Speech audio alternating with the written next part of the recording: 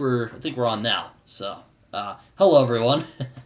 I'm Britton, And I'm Jacob. and we're gonna talk about some movies. This is Brit and Jake Goes to the Movies, episode 3. I got my drink. I got Jacob here. I'm good to go. I don't like my mouth getting dried up when I talk because it gets really annoying. I get the spittle on my. I get the spittle. It's really annoying. But anyways, I'm getting off topic. Today, we're on a bit of a special episode. Not really a special episode. This is kind of our rookie gamble for the week. But as you can see from our from the poster we got there, we're going to talk about A Quiet Place today. Yes, we are. What do you think, Jacob? Of the movie? No, I just mean, what do you think about us talking about this today? Oh, I'm pretty excited. I haven't rewatched the movie. I've actually just watched bits and clips of it, just in preparation. Yeah, that same here. I've just been kind of reading up on it again because I haven't seen it since it first came out. Mm-hmm. It's one of those movies where you go and you're like, oh, that's pretty good, and you come out and you kind of forget about it. Not because it's like forgettable or bad, but No, it's just kind of there. it doesn't have a lot of replay value, I'll say that.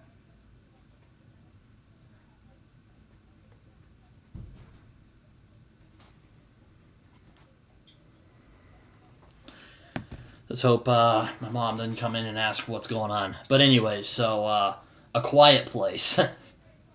That's a fun thing about doing this when your parents are home, or my mom is anyway. We're recording on Saturday today. We usually record on Sunday, mostly because I'm not busy today. I was going to run a role-playing game today, but one of my guys, actually Tig, our mutual friend, who might come on this show eventually, he went to go record stuff for his YouTube channel, which you should go check out, by the way. It's called The Dragon and the Hound. Oh, yeah. Support their channel. Yeah. They usually do TV stuff, and I watch their reaction channel. I watch other reaction channels, too, from time to time, but it's not like my favorite thing on YouTube. But, Quiet Place. So, basically, Jacob and I thought, man, it's October, you know, Jacob, and, we have to talk about at least one horror movie, because, it's spooky it's spoopy season, we gotta talk about it. Mm-hmm. We gotta talk about at least one of them. What'd you say? It's sort of a tradition, in a way. Oh, yeah. I mean, Chris Stuckman's doing his little Halloween special, and everyone else is doing their little Halloween stuff. I'm reading a bunch of horror comics for Halloween. But I want to talk about at least one horror movie before the movie's over. And we decided that we're going to talk about both of the Quiet Place movies, which are pretty good recent horror films from John Krasinski, who is on the title. He is the bearded guy on the poster right there that is being shown right now. He also stars in the movie alongside his wife in real life, Emily Blunt, Millicent Simmonds, who plays Reagan, their deaf daughter. She's actually really good, by the way.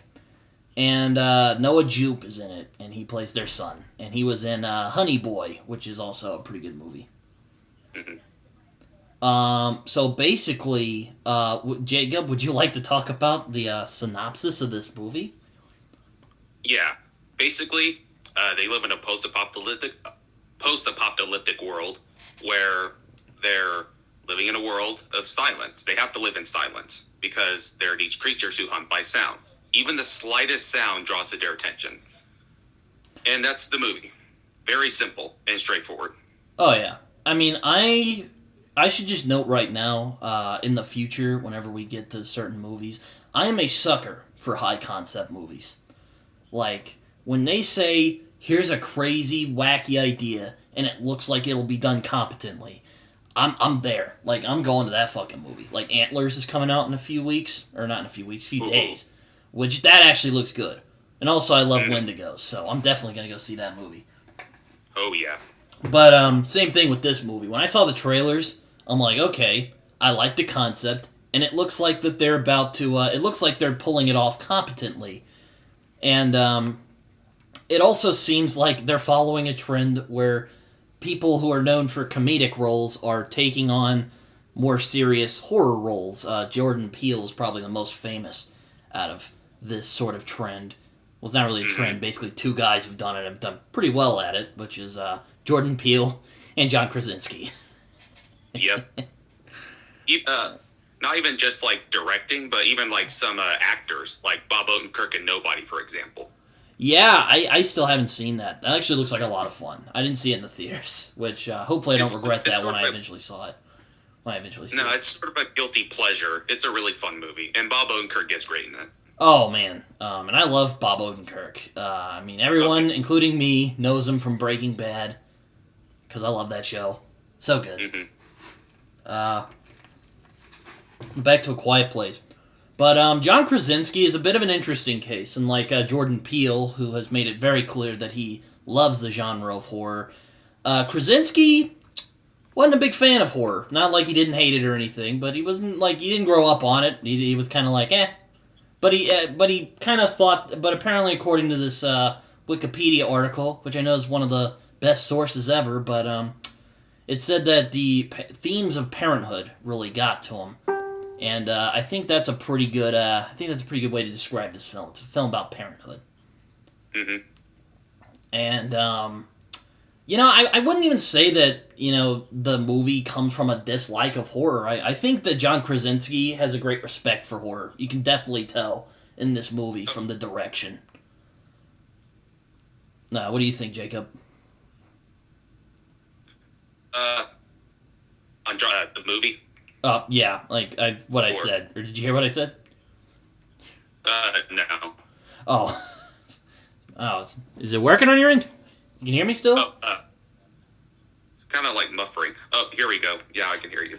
Oh, Did okay. you say something about Krasinski talking about parenthood? That's why he was interested in directing it? Yeah, and then I said, I think Krasinski... It's not that I don't think he doesn't like horror. You can definitely see he has a respect for horror. Yeah. And you can just tell from the direction. And, I mean, the sound design, the way that it's played... Now I'm just throwing around words. But basically you can just tell in this film that Krasinski has a good idea of what horror's like. And, going into tin hat territory, I mean, John Krasinski is a comedian. Not really a comedian. He's been in a lot of comedic roles, though. Mm-hmm. He's actually pretty good dramatically here, but I think horror and comedy are actually pretty similar. Because they're both really hard to do, because there's that old saying, what makes you scared and what makes you laugh is a very subjective thing. It's very different what scares people. I mean, of course, there's a common, human things that we're scared of, but I mean, everyone's kind of afraid of different things. And I think that's what Krasinski understands about horror, that even though there's a lot of people that there's different things that scare different people, he manages to find a thing that can frighten us all, which is, you can't speak at all in this movie. Yeah. Yeah, with Krasinski, I didn't know what to expect from him as a director, because he is most known for his comedic roles, like his role in The Office. So I was pleasantly surprised that, he did understand, the horror genre, even though he, as you said, he wasn't too fond of it. But after he made A Quiet Place, he sort of got into it more, and that's when he made Part 2, got more interested in horror, and I think he did a really good job of making it really suspenseful and nerve-shredding, where you want to stay quiet throughout the movie. Oh, yeah, there were a couple moments where I was kind of holding on to my seat, because the tension was just so... you're just like, this is just... my heart's racing. Which is usually a good thing in a horror movie. It's not in the jump scary where you're just, getting popped at every 5 minutes. Talking about you, nun. But, there's a lingering sense of dread, which I think is sort of an A+ when it comes to making a horror movie, which there has to be something that you have to constantly feel it, You have to constantly feel dread. I mean, all the best horror movies do this well. The Shining, The Thing, Alien. Basically, any great horror movie that's worth a shit basically knows that you kind of have to keep the horror going. Yes. Which is not easy to do. Yeah, like, I remember, like, when I first saw Quiet Place in theaters, like, I barely ate my popcorn because I was, like, so scared of, like, making a noise. And then when, like, some music came up, that's when I finally, like, just, like, shoved down popcorn into my mouth. That's good. I'm proud of you, Jacob. Yeah, it was hard, but I achieved. I don't remember the last time I felt like that. I don't know. It's hard for me to get, like... Well, I saw The Nun, but that movie sucked. Yeah. It's really weird. I like horror stuff, and I'm kind of a scaredy cat at the same time. It's really bizarre. I don't know why I'm like that, but, you know, it is that's exactly how I am. Yeah. That's exactly how I am, so you're not alone. Yeah, it's weird. I don't know why we were like that, but I guess I guess we like it. I don't know. Yeah. But yeah, A Quiet Place. Also, I'm a sucker for post-apocalyptic movies, so you know, post-apocalyptic things. So yeah, this definitely looked like something that I could have fun with. And I wouldn't call this well. What would you say? This is a fun movie, Jacob? A fun movie? Yeah. In my opinion, yes, because I love post-apocalyptic movies, same as you. Mm-hmm. I love one that's, like, really well made, and they're mostly fully execution-driven. Mm-hmm. Like, the Quiet Place movies, they're very simple movies, but it's all about execution. I recently saw this movie, Love and Monsters, with Dylan O'Brien, which I would recommend. Great movie. Post-apocalyptic movie, but very simple, but execution-based. Really great. Dylan O'Brien was fantastic in the movie. An overall great movie, but I'm getting off the topic. But yeah, with The Quiet Place, it drew to my attention when I first saw the trailer. I was like, it's one of those, I just admire the concept surrounding it, because it's one of those concepts when you hear it and you're like, has this already? Yeah, I agree. I mean, this is like high concept. Like, this is like catnip for me. Like, I'm just like, oh man, give me all the great concepts. And it looks like it's like made by people who, you know, care. Oh yeah. Who are just like, hey, we want to make a good movie here.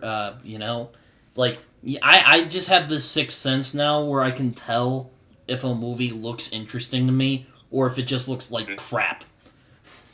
Now, there is some times where I get surprised by a movie, like Shang-Chi, to go for a recent example, that just surprises the hell out of me.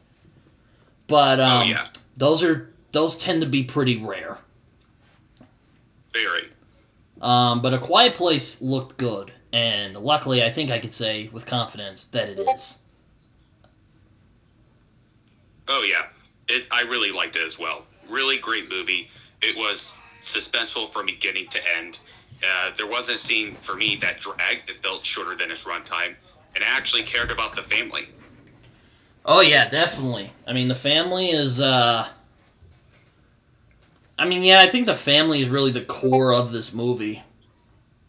Yeah, for sure. I mean, it's not just a post-apocalyptic monster movie, even though it definitely is that. It's also just a movie about, you know, a family just trying to survive this damn thing and figuring out what they're going to do. And another thing I gotta just praise real quick before we start getting into the meat of this. I'm so glad that they're smart. They're not, like, dumb. They don't make dumb choices. Like, they're smart people, you know? And, yes. I mean, yeah, they make mistakes from time to time, but they feel understandable. It's not just, like, dumb shit that keeps the plot moving along. Yeah, I'm so glad that Krasinski, the director and star of the movie, didn't go that cliche route where they just make a bunch of idiotic decisions. No, they actually have common sense. Oh, most definitely. A Quiet Place, again, really nails that thing that really makes horror movies work, which is that sense of dread. Like, the monsters are always, like, excuse me, they don't show up a lot in the movie, but you can feel their presence. Like, it's omnipresent throughout the movie, which is probably my favorite aspect of this movie. That and the sound design. Too. Especially the opening scene, which I got to talk about real quick. The opening scene where their kid, he gets the batteries from the rocket, and he turns it on, and you're just like, what's going to happen? And we see John Krasinski running to try to get him. And just that opening scene alone, you know what this movie is about. Like, you know that, like, if you make a noise, instant death. Like, you gotta be the quietest you've ever been. That scene was, like, it just made you, like, terrified and, like, what world they're living in and how they have to adapt to it. Yeah, I mean, I guess we're gonna get into the meat of this, but yeah, basically, the opening scene is really strong. Or the opening sequence is what I should more like it, because it's not really a scene; it's just a couple of scenes. So it's an opening sequence, I think. Am I right, Jacob? You think I'm right? Yeah, okay. I would say that.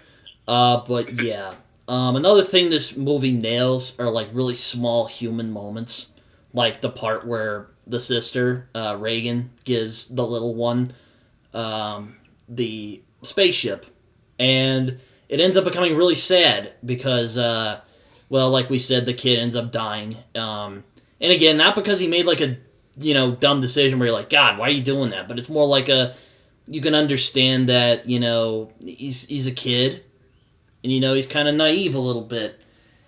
And sadly, that ended up costing him his life. And I don't know, I get bothered by kids dying, which I know it's fake and all, but like, man. Yeah. It's so sad. And you can just see Krasinski, who is great in this, I should note. Like, he's really controlled, but you can definitely feel the fear in his face. Like, the scene where Bo accidentally turns the thing on, just a little kid, and he's, like, running towards him. Like, you can see the fear on his face. Oh, yeah. Great acting from Krasinski. From everybody. Emily Blunt, terrific. But, yeah, Krasinski, great, especially since, like, he's most known for his comedic roles, as I said before. Like, great and dramatic.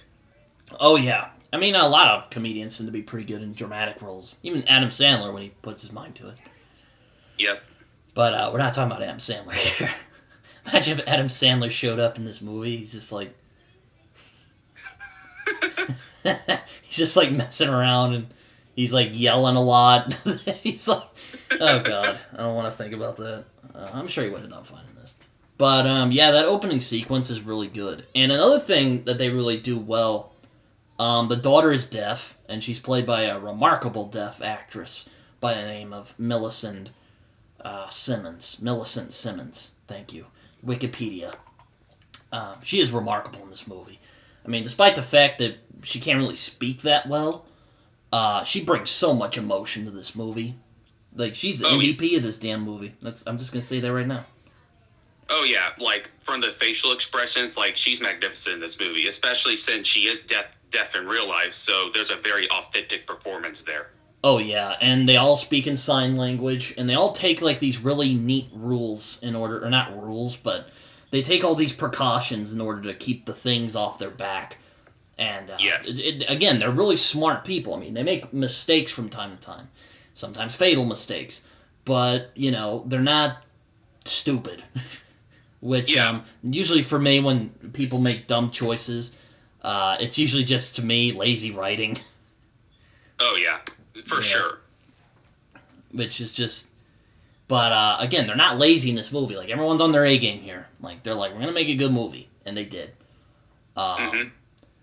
But, basically, but yeah, again, back to the small moments.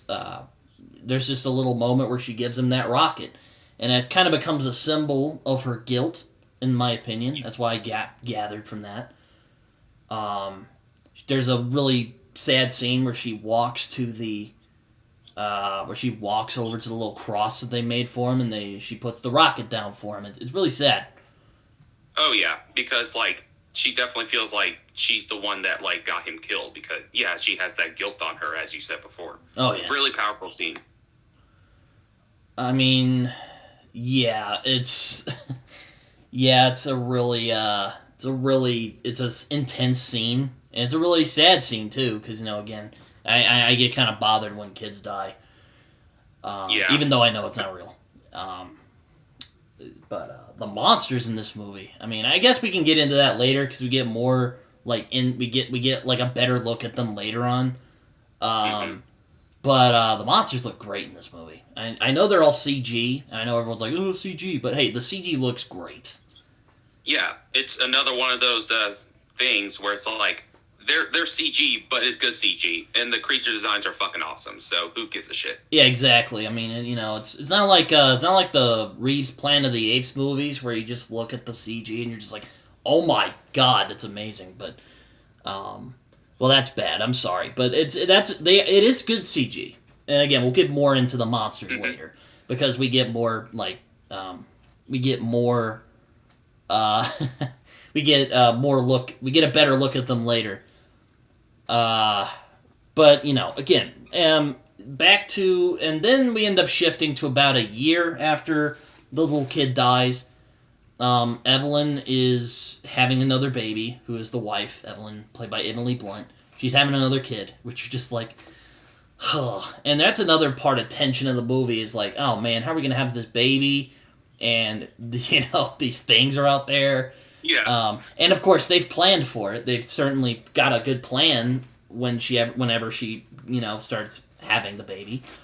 But again, it wouldn't really be a movie if things went wrong. Mm-mm. But the family's kind of getting along. Not really. Marcus, who is the little kid, or not the little kid, the son, the older son, he's played by Noah Jupe of Honey Boy fame, which that's also a pretty good movie, like I said before. But they, like, Marcus and his dad go fishing. Reagan is kind of pissed off over what happened to her brother. She, of course, feels guilt, which you can definitely feel throughout the movie. Mm-hmm. And she's also pissy that she can't go on the fishing trip with her dad, because you can definitely tell that her dad and her get along pretty well. No, well, not in, there's tension between them. Well, not tension, but you know what I mean. Yeah. I wouldn't say it's tension. I mean, I think they still love each other, but like her arc throughout the movie is her thinking that her dad blames her for what happened. While I think the more likely explanation is that he just doesn't want another kid dying. Yeah, he's just very cautious. Even though he's bringing his son to go fishing with him. Yeah, which that kind of undermines that point, but that's what I think is the reason he's like not letting her go with him, because he's like, I'm not letting another kid die. But yeah, their arc throughout the movie is, I mean, you can tell that Lee, who is the dad, you can kind of tell that he's not really sure how to take everything. He's kind of on shaky grounds with his daughter. His son is just terrified a lot throughout this movie. That's kind of, I guess that's the direction he gave him. He's like, hey, Noah, be scared. Yeah, just be terrified throughout the movie. Which, I don't know, he just looks so spooked throughout the movie. And I mean, for good reason, but it's like, it's kind of weird. Yeah, even at the safest place where they go to the waterfall, where they, can't get them. Yeah, which I guess kind of feeds into that whole dread thing where they're always around. Yeah, it's just, I don't know, it's just kind of, what? Now I just lost track of what I was saying. Jacob, do you have any thoughts? Yeah. I do want to say, the subtle details, on how they had to adapt into, how to survive and live in their lives. For example, instead of using, silverware to eat food, they'll use their fingers. Or instead of plates, they'll use lettuce leaf. Or instead of, playing a board game, they'll use fabric instead. Those subtle details I really appreciate, because you can tell that Krasinski like really like put effort into like the little details that are really important. For the most part, I do have like a couple of nitpicks that kind of bother me. Well, there's one that bothers me, but we'll get into that soon. Yeah, I was actually about to mention that. I also really like those little touches. Like, they use fabric to play games, and they kind of have to use their bare feet, which, ugh, I shudder just thinking of that, because that has to hurt so bad. Which, again, there's a scene in there where it's like, ha! But, we'll get into that. But there's also a scene where the family's hanging out, and there is a little scene that bothers me, just a little one, which I don't know if this is the one that Jacob was talking about. But it's a scene where they get all spooked over something's crawling on the roof. It's just a raccoon. No, yeah, there are a couple of false scares in the movie, like that raccoon. Yeah, I mean, it made me laugh. Yeah, I was just, it was kind of like that's how to do jump scare. They didn't do it like other like horror movies do it, which is like really obnoxious, like in your face, like The Nun, for example. But it's like it's not like that's not. They do a jump scare pretty well in this. It's not obnoxious. It's fine. Yeah, the jump scares are handled pretty well. Like I said, a couple of them like I found to be like obvious. But I wouldn't say they're like James Wan like type of jump scare. They're just really good. Oh yeah, I mean, A Quiet Place really kind of nails that stuff. Again, they focus more on the dread, the omnipresence of the monster, which I think is far more effective than just jump scares. But they do have a couple of jump scares in this movie, which is fine. Yeah. Sometimes those happen. Yeah, but I'm kind of getting ahead of myself, I think. But so then that scene ends, and they end up going fishing. Him and his son go fishing, and Reagan goes to put the rocket on her little brother's the little thing they made for him, which is a really sad scene. Again, Millicent Simmonds is phenomenal in this movie. She is remarkable. I mean, for a deaf actress, that could really typecast you. But she really brings a lot of emotion to the role, which is really nice to see. Because, I really like when people use pantomime to convey emotion. And she just does that effortlessly. Like, she uses her facial expressions and, it kind of reminds me of The Shape of Water, which Sally Hawkins' performance. She just brings so much emotion without even speaking a word. You can just feel what she's feeling. Yeah. Which is just a huge plus for me. Oh, most definitely. Then Noah Jupe, or what the kid's name? His name's Marcus, and Lee end up going on a little adventure. They go fishing by this waterfall, this is another really clever idea they put in, is that in like high octane places like a waterfall, which there's a lot of noise going on, you can talk and yell and however you want. And there's a nice little scene where they just kind of sit down and just start talking, and it's a good scene. I like that scene because we kind of get how the characters are feeling. We get one of the few instances where the characters talk about their feelings, and I like scenes where characters talk about their feelings. Oh yeah, even when Noah Jupe's character Marcus asks his father John Krasinski, is like, "Do you love her? Do you blame her for Bo's death? Whatever their kid's name that fucking died." And he was like, "No." And he asked, "Do you love her?" And he's like, "Yes." And he's like, "You haven't really showed that to her, or like you never really said it to her." No, that little scene was like, there was a lot of like. You can definitely, as you said, tell what the characters are feeling. Yeah, you can tell he's just kind of, he's one of those guys, he's not really sure how to express his emotions. Not that he doesn't have any, but he's just kind of like, Yeah. Which, again, he ends up showing it later, but it's kind of, it becomes a little weird. Not weird, but he seems like a guy who's not always, open with others, but There's also a nice little scene I should mention real quick where Emily Blunt and John Krasinski dance. That's a really nice scene. I don't know what the song... I forget what the song is, but that's a nice scene, too. Again, this movie really nails the, like, smaller human moments. Yeah, just those small, as you said, the smaller human moments. To me, those are what make this movie really good. Yeah, I mean, you know, they feel like real people, you know, going through this thing, and, you know... Yeah, it's not just about the creatures. Yeah, it's not about a bunch of dummies getting murdered by creatures. Yeah, exactly. Which, God. Oh boy, that would have been a different movie. But, yeah. So, the family's all split up, and, you know, we've seen this before. I mean, if you've seen horror movies, when the family gets split up, or when everyone splits up, things start going wrong. Yeah, another cliche in horror movies. Again, it's based on the execution. That's kind of our motto over here. Yeah, it's all about execution. Yeah, it should be like our motto for this podcast. It's all about the execution. We should make that our motto. It's all about execution, people. Oh my god. Oh man. But yeah, so everyone's gone. There is also a short little scene which kind of brings really the biggest strength of this movie.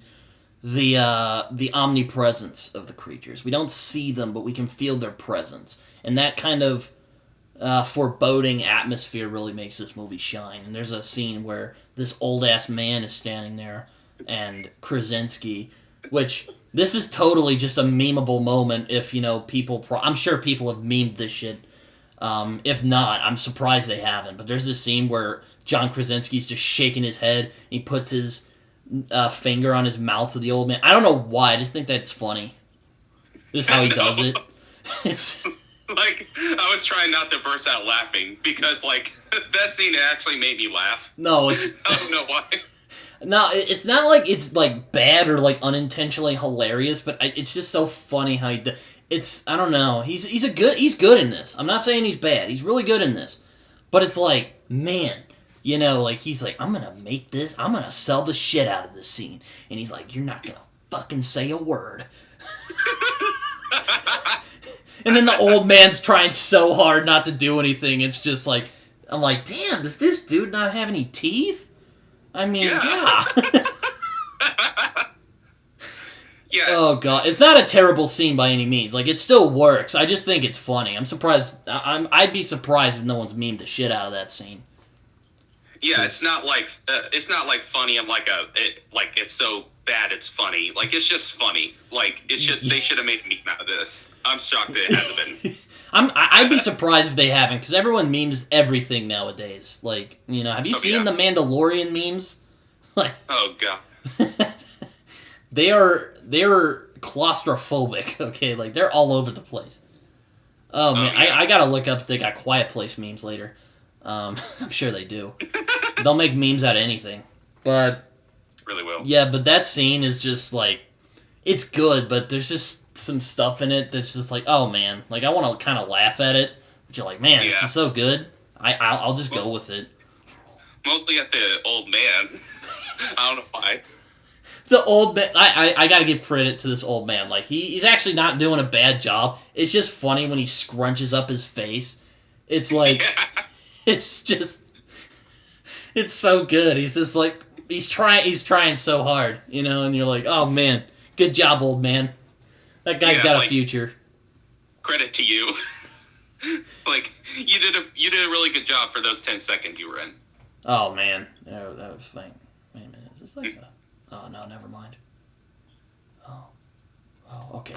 I was checking to see if I thought it was like a homeless guy that got to play that, but I'm thinking of another movie. Oh.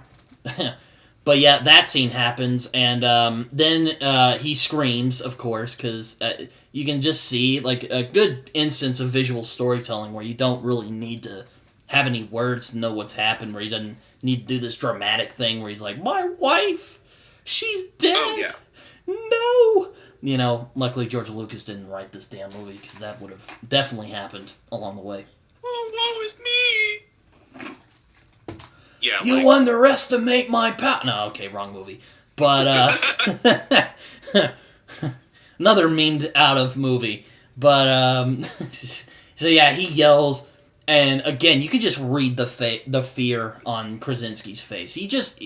God, he's so good in this movie. I gotta say, another MVP, John Krasinski, he just brings it in this movie.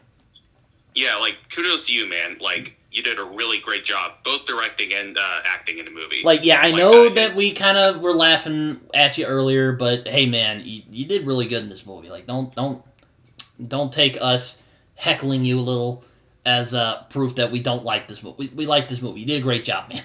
If he ever has the chance of watching this. Yeah, that scene, like, you can tell, like, the fear in his face where he's just, like, inside. He's just like, don't you dare do it, you old-ass man. Don't you dare. And yeah, and then there's Marcus, Noah Jupe, scared out of his mind again. It's just kind of his little arc of the movie, and also the second one where he kind of has to overcome his fear of these monsters. Mm-hmm. Which is another thing I like about this movie. They're not afraid to be afraid, which I know that's kind of it's kind of oxymoronic, but it's not like they're these like super smart, what are those people called? They're not preppers. Luckily, they're like, I prepared all my life for this thing. Like they're like they're scared, but they're not gonna like lie down and die at the same time, which is nice. Yeah, they're, like, trying to survive, but they're also, like, still scared. Yeah, exactly. After that scene, you'd think this is one of Krasinski's office roles. Imagine Dwight standing there. Oh man. Yeah. Oh, man. I'm sure Dwight would get killed in, like, the first couple of minutes. Oh, man. Oh, God. But, okay, so they're heading back. And, like I said, this is a movie where things definitely go wrong. Because, it's a horror movie. You kind of have to do that.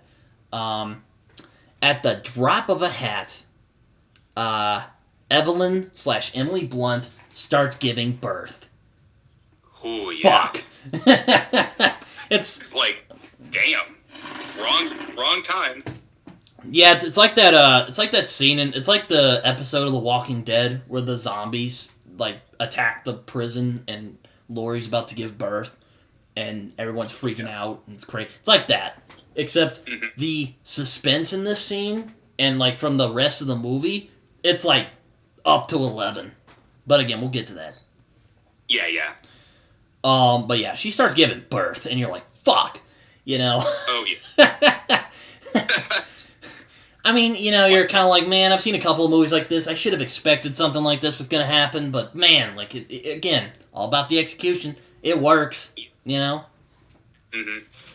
And Emily Blunt's performance in that scene, like, she's fucking phenomenal. Oh, my. It's so, like, I remember, like, in the theater, I was, like, tightening up from that scene alone. Oh, my God. Whew, man. Like, it's oh, God. Like, it's intense. For real. It's really nerve-setting. Oh, my Lord. Like, it's Emily Blunt as well. Like, we'll get to her in a minute, but, this is one of those movies, kind of like The Green Knight, which we talked about a few weeks back. Everyone brought their A-game to this movie. Oh, yeah. Everyone did. It's like, it's not even, like, a challenge. It's like, you know what? We're gonna do the best we can. I already knew Emily Blunt was a great actress, but, like, everyone in here is, like, doing great. Maybe except for Noah Jupe. Yeah. And I know Noah Jupe can be pretty good, but he just kind of acts scared the whole time. You're just like... Yeah. Okay. He did fine. Like, there's never a scene where he just, like, lets himself loose, which I'm guessing is intentional. Because, his kind of thing throughout the movie is that he is terrified of these things. Yeah. Which is understandable, but, like, constantly, like, all the time when you're all the time terrified, like, it can get a little annoying in a movie like this. Yeah, a little bit. And I know you're probably like, you're gonna probably shit yourself. You're in this situation. Well, you know what? Maybe, but there's got to be some moments where I can calm down, at least a little. Yeah. Like, you bet your ass I'd be frightened in this situation. I mean, I can't say I love you to my mom, so I mean, it's terrible. This world sucks. Who wouldn't be terrified? I mean, yeah, it's quite the experience, and oh my lord, like, oh man, are we at the scene that bugs you yet, or is that like a little later on in the movie? No, it's just one big nitpick. I'm just gonna say right now. Okay. My biggest nitpick is that they have electricity. Oh, I didn't even think of that. I forgot that they had electricity in the movie. Like, how do they have electricity?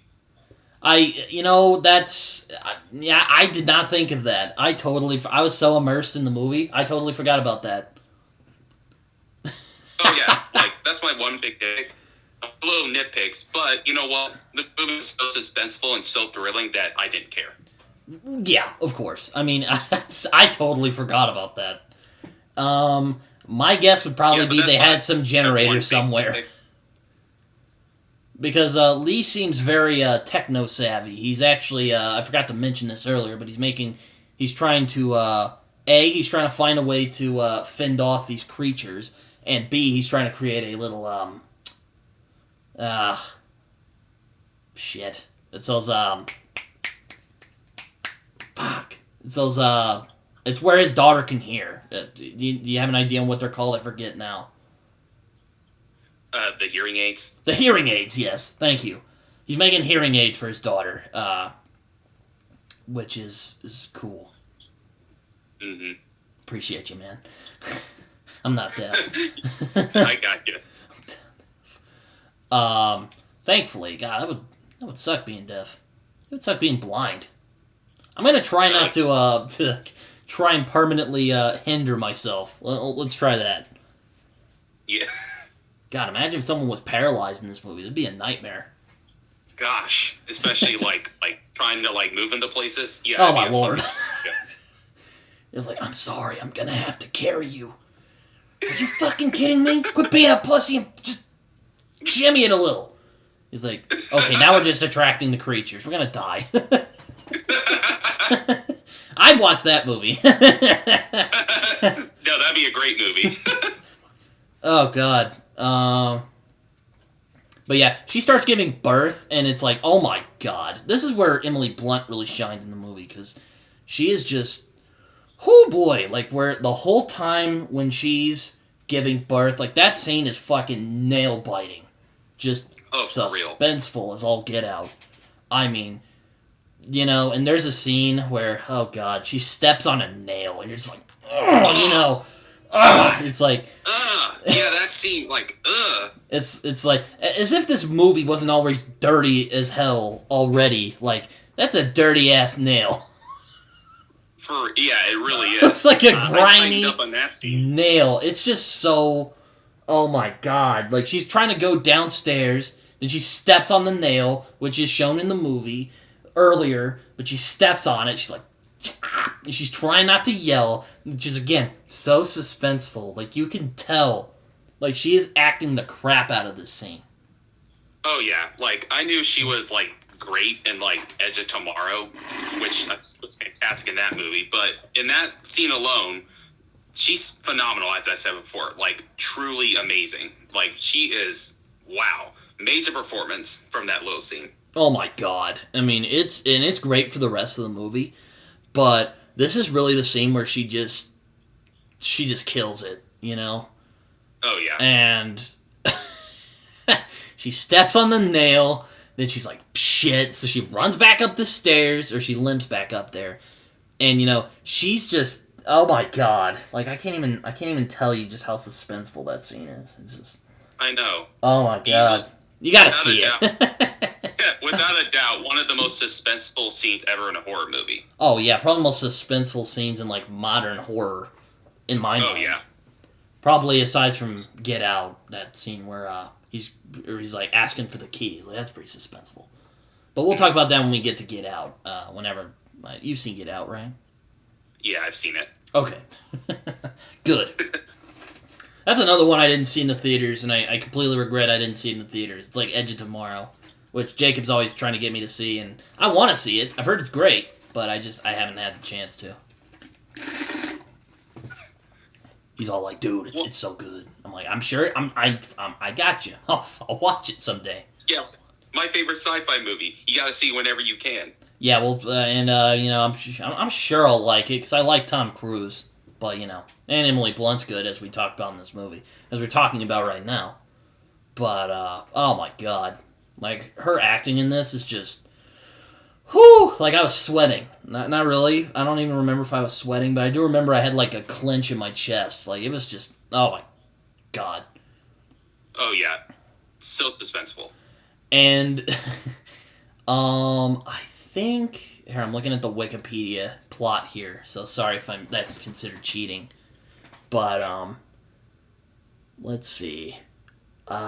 She stepped on a nail. Apparently she dropped a picture she was holding, which that's even worse. Like, they just amped the suspense, like, to 12 in this scene. It's... Yeah, like, Krasinski did not hold back. Oh, yeah, he's like, I'm gonna try and give everyone a stroke in this movie.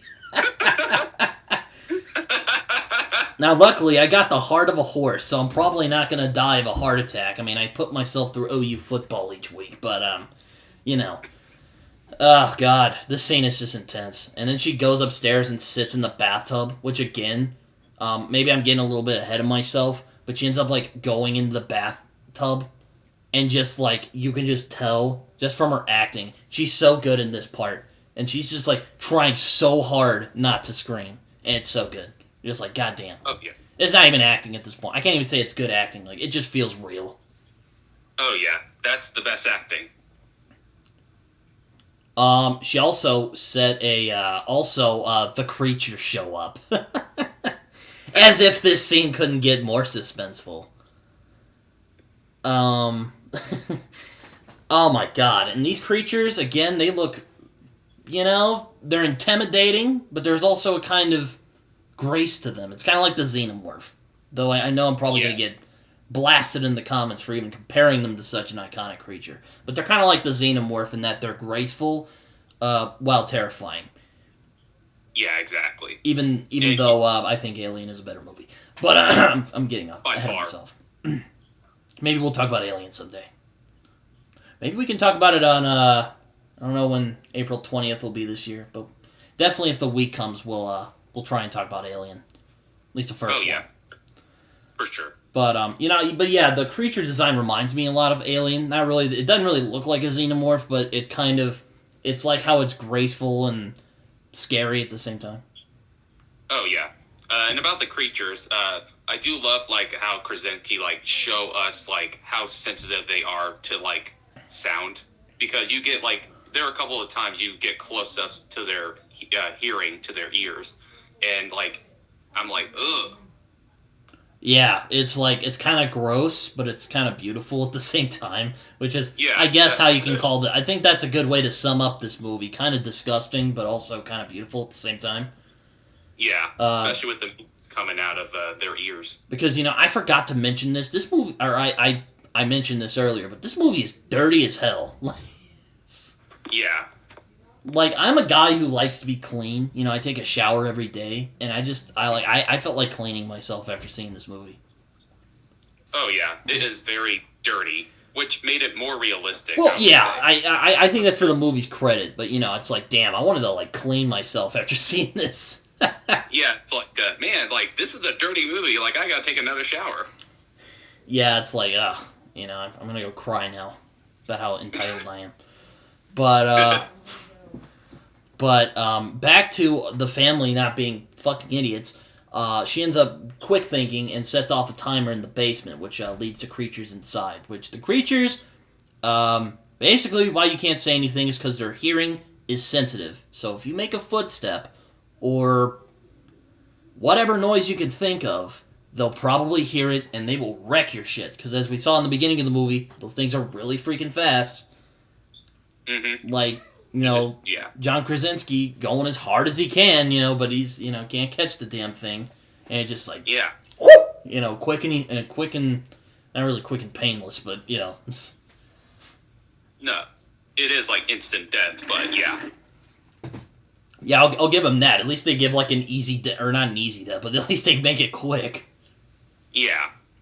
Another thing I like about these movies, they never explain where the creatures come from, which that's nice.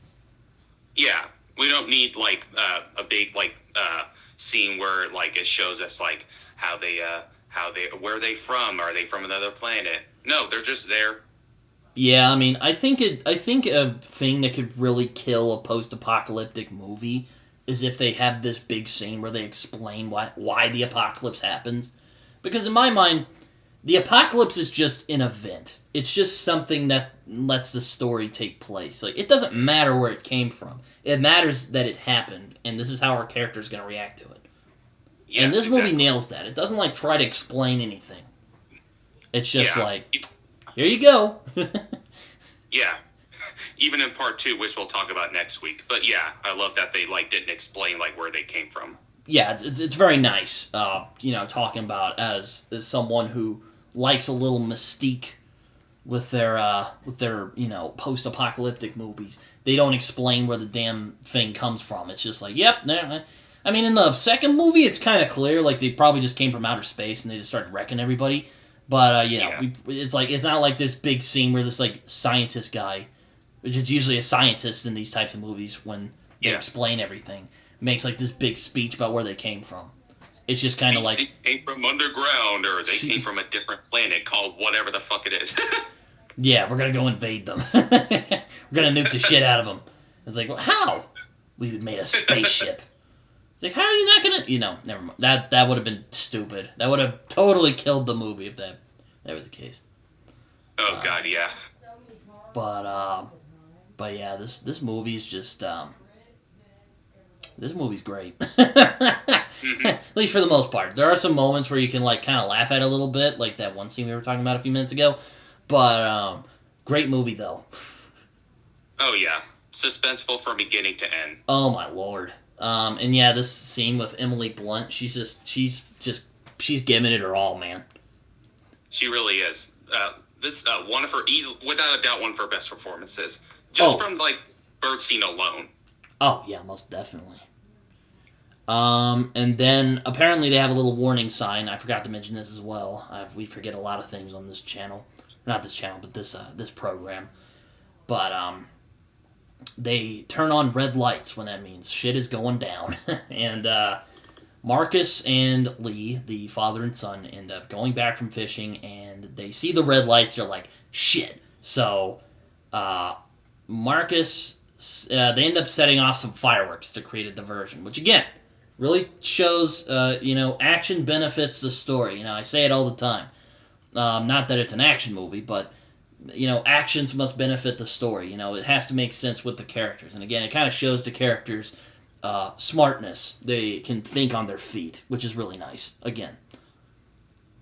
Yeah, they're thinking ahead of stuff, which makes them relatable and, like, you care for them. Yeah, and I mean, I think Lee's greatest trait in this movie is that he can think on his feet, and he's not like this dude who just gets paralyzed, like his son, for instance, because his son's just like... Yeah. Which, we'll get to that in a minute, but I think he sends his son to go do something, and, I think Evelyn gives birth to the baby. I think she ends up giving... I know she gives birth to the baby. I forget when she gives birth to the baby, though. Oh, after the whole fireworks situation ends and Krasinski gets her, and then they go down a basement. Yes. So, okay, she gives birth to the baby. Baby's cute, like they tend to be. I think it's a boy. Oh, it is a boy. It is a boy. Nice. Yep. And they make that another part of this family smartness. They make this little box for the baby, which makes a great appearance in part 2. They have a little box, so if the baby cries, they can't hear him, the creatures. And they have little oxygen tanks, and they have a little breather so that he won't suffocate in there, which that would just be horrific. Krasinski's like, this isn't that kind of horror movie, people. This ain't a Serbian film. Or parenting right there. God, I feel so bad for joking about that. Okay, so we're horrible people. Okay, so Evelyn gives birth. She births a child to the world. the savior of the world. Not really, but as if everything hasn't gone wrong already, the basement floods. Yeah, which the basement just is submerged in water. She's like, "Oh my god, what is going on here?" So she's like, "I just got a baby out, but I'm just gonna get up and get around." Because, she's a bad woman. Not like a bad woman, but like, she's a badass. Oh, yeah. And luckily it's not in those I don't need a man type of bullshit. It's just, she's just tough. And it feels natural. Mm-hmm. And, the creature's still inside, so again, it's just, oh my god. Again, this film just amps it. You think it's at 12? Oh, it's at 15 now. Oh, you think it's at 15? It's at 20. And then it goes to 30. And, I could go on. I don't want to know what 30's like. That'd probably just be a heart attack. Yeah. But, so, I'm now getting a little lost. So, Evelyn wakes up in the flooded basement. And then she sees this creature. She's like, fuck. So then she's like moving slowly behind it. Again, it's really suspenseful. Again, they really keep amping the suspense, which is probably one of the best parts of this movie. Oh, yeah. And then she ends up finding this little waterfall thing. I don't know what to call it, but it's called a waterfront. She ends up hiding behind it. And the creature, of course, because they have sensitive hearing, they can't hear her anymore. Again, really shows her smart. She's big brain. That's another great scene. Really shows the resourcefulness of these characters, and that they're not fucking idiots. No, just yeah, boy. Yeah, if the creatures weren't terrifying enough, they can also swim. Oh god. Oh wait, no, I don't think they can swim. Remember in part 2? Oh no, they can't swim. They show it in part 2, but in part 1 they show a bit of it. They can swim. Oh, I guess we'll talk about that when we get to part 2. But oh man, so the creature's just kind of moving around, and I think Lee sends Marcus to go set off some more fireworks, and they end up going to the silo. And Reagan, who's coming back from putting the little rocket ship down on her little brother's little gravesite, ends up seeing the fireworks. And of course goes to 11 real quick. Ends up running over and seeing what the hell is going on, And again, really suspenseful stuff. Yeah, if it wasn't suspenseful enough.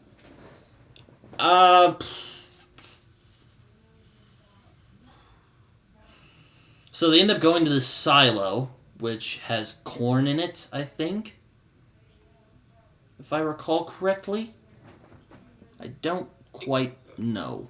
But could be corn. Who knows? I think it's corn. I don't know. Doesn't matter. But so Marcus and his sister get into a sibling squabble, which is, you'd think this is probably the worst time to, be doing this, but, siblings being siblings. Mm-hmm. Marcus falls in through the silo, and Reagan, of course, goes after him. And I think there's one of the things falls down with them, and they hold on to that. Oh yeah. Which scene. That's probably the closest part where they're acting stupid, but it's understandable. Yeah. There's not something that just doesn't make sense. Maybe the electricity thing that you were talking about, and, that old man squinching. But aside from that, I don't think there's anything that's bad about this. No, where you're ripping your hair out fucking morons. Yeah. I mean, I would say it's a bit ill-advised to have a sibling spat, in the middle of this whole thing. But, things happen. And he falls to the silo, and you're like, fuck. Excuse me. Oh no, now I remember. Another creature ends up hearing the commotion and runs towards them, and inadvertently tears through the tears through the silo, which that gives them the thing that they hold on to. Mm-hmm. And then we get their kryptonite. Jacob, Yep. would you like to take it away from here? Yeah. All right. Their weakness in this movie are the hearing aids on Reagan. Mm-hmm. And that's their weakness. And that leaves an open space to frickin' shoot them in the head. Oh yeah, it's beautiful. And there you go. It is beautiful. That is kind of the big plot twist of the movie. It's just that moment where you kind of slap yourself on the head, which I'm sure everyone in the movie probably thought that too. Just like, how the hell didn't we think of that? It was right in front of us the whole time, you know? Mm-hmm. Which, again, there is, like, a really sad part to this, but we'll get to that. But she takes off her little, thing and, like, shoves it in its face. And, of course, the hearing is really sensitive, so that hurts it. And it ends up running off. And, which we forgot to mention, she has hearing aids, implants, things. And those make really high-pitched noises, and those weaken them. So, yeah. Yeah. Oh. They have a weakness. They're not invincible. Even though it seems that way, that's kind of the big payoff of the movie, is that, yes, they do have a weakness. And, they feel kind of, which I'm sure they probably felt like, damn, we didn't think of that? Like, fuck. Which, that's kind of what everyone else is supposed to be thinking. Like, damn, it was like right in front. I didn't even think of that. That sort of thing. Yeah. Again, it's beautiful. Oh, yeah. Beautiful. Lee, I think, goes back to the house real quick to go check on his wife and just is like, oh, hey, you got the children. Cool. I'm going to go find our other children because he hears them in trouble. So, yeah, it runs off. Lee hears commotion. He's like, shit, I think the kids are in trouble. I'm going to go find them. Oh, yeah, that also reminds me, there is a scene where they're talking after the whole I gave birth and stepped on a freaking nail, dirty fucking nail scene, where she's like, what can't we do if we can't, what'll we do if we can't protect them? Which is a line in the trailer. Mm-hmm. Great scene, really captures the, again, back to those human moments thing. Oh, yeah. But, man, it gets a little intense from here. Understatement of the year. But he hears but Lee decides, he's like, I'm gonna go get them. And then, because he hears commotion, and he takes his truck. And he's like, okay, I'm going to go get them. So he drives over to them. I think he rescues them. He rescues them, I think. Isn't that what happens? Yeah. Yeah, so he rescues them. I forget exactly how they rescue him. But he's like, I'm gonna get you guys, and we're gonna get the fuck out of here. Unfortunately, a creature ends up showing up and just, like, he fucked his whole day up. He, like, slashes his leg and his back, and like, homeboy's seriously injured. Yeah, like, he's pretty much fucked. Oh, yeah, he's like... And his kid, Marcus, of course, he's freaking terrified of these things. He just screams, just gives, like, just this little, just guttural reaction, which good acting by Noah Jupe, by the way. He shouts his lungs out, and the creature's like, oh, boy. And the creature ends up coming towards them, and there's, like, this moment where you're like, fuck. He's like, fuck, they're screwed. Like, all of them are fucked. Then, as the creature comes towards them, Lee gets up and makes his heroic sacrifice. And another really touching scene to this movie is when John Krasinski, again, great just facial acting by him. You can just see the resignation in his face. You can see that he's afraid, but he also is like, you know what? If this is how it's gonna happen, I can live with that. And it's a beautiful scene, because he just gives, like, the little sign speech of that he loves them, and that he always will, and then he just gives his little yell, and the thing ends up going across and just slicing the fuck out of them. Yeah, that scene, like, it made me feel something when he, like, tells Reagan, like, I love you. I have always loved you. It made me feel something, and I have a heart of stone. Yeah, it's a sad scene, because, you're like, damn, this guy was, like, so on top of everything. But, it's not like he didn't die because of, like, some bad choice he made. It's like he gave his life so his kids might live. Yeah. And you know what? There's no more pure love than that. Oh, yeah. And, yeah. So... But yeah, so he dies, and it's kind of sad. And it's not kind of sad, it's pretty sad. But Reagan and Marcus drive back to the house, and we're getting to the tail end of this movie. Already! We're like an hour in. This is unusual. It's been 2 hours last time. Our shortest episode. I might actually try and talk about some other stuff before we get off this, but let's talk about the rest of the movie first. If that's okay with you, Jacob.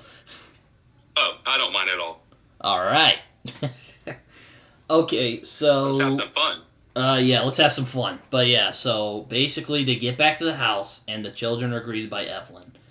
And, well, I think there's a little moment where she's probably, like, thinking, where's Lee? And she, like, comes to the realization of what happened.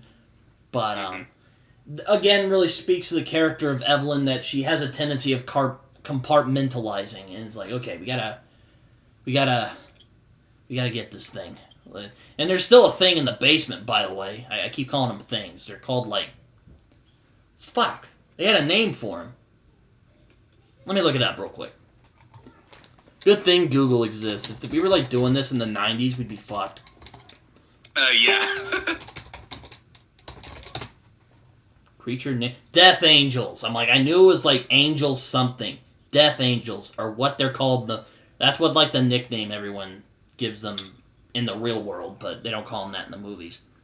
So they still got a Death Angel in the basement. And I'm like, okay, what are we going to do about this damn thing?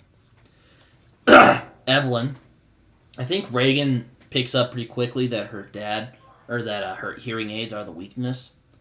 So they go to the basement, and Reagan sadly sees that her dad was actually studying her implants to help her hear, and she ends up having a little moment where she cries, and it's really sad. Oh, yeah. The creature comes out. I don't know if it hears him crying. That'd be kind of weird, but I'm sure it probably did. So the creature comes out of the basement and just starts wrecking everything. And Reagan gets pissed off, takes off her thing, and slams it onto... another thing I forgot to mention... Lee is an engineer, I think. I think that's what they meant. They bring it up in the other movie, too, I think. Yeah. He was like an engineer of some sort. And he has like a guitar amp in his basement, or his little work area. Oh, yeah. And she ends up taking out her hearing aid. She realized that's what the weakness is, and slaps that sucker right on the, she slaps that sucker on the amp and just, fucks that thing's life up, Yeah. It starts just, like, going off, and just, it's like, its shields are starting to, like, frazzle, and Evelyn takes the opportunity to grab their shotgun and just blows the thing's fucking head off. You're like, die, motherfucker. Or I think it knocks out, and then it comes up again, and it's, like, all fucked up, and then she just goes and just shoots in the face. Hasta la vista, baby, sort of, Except they don't say that in the movie. Would it be funny if they did? That'd be funny, aside from, like, the old man scene. Like, that kind of would have been funny. But, no, they don't do that. Like, this movie's pretty serious for the most part. And, yeah. But, yeah, so Marcus kind of takes a shine to the little baby and, like, hides in the basement with it. And then, Evelyn and Reagan, and, they end up killing the damn thing, finally. I remember my dad and I were watching this, and my dad just kind of has an epiphany. He's just like, so it's the hearing aids that killed them. It's like matter-of-factly. I'm like, yes!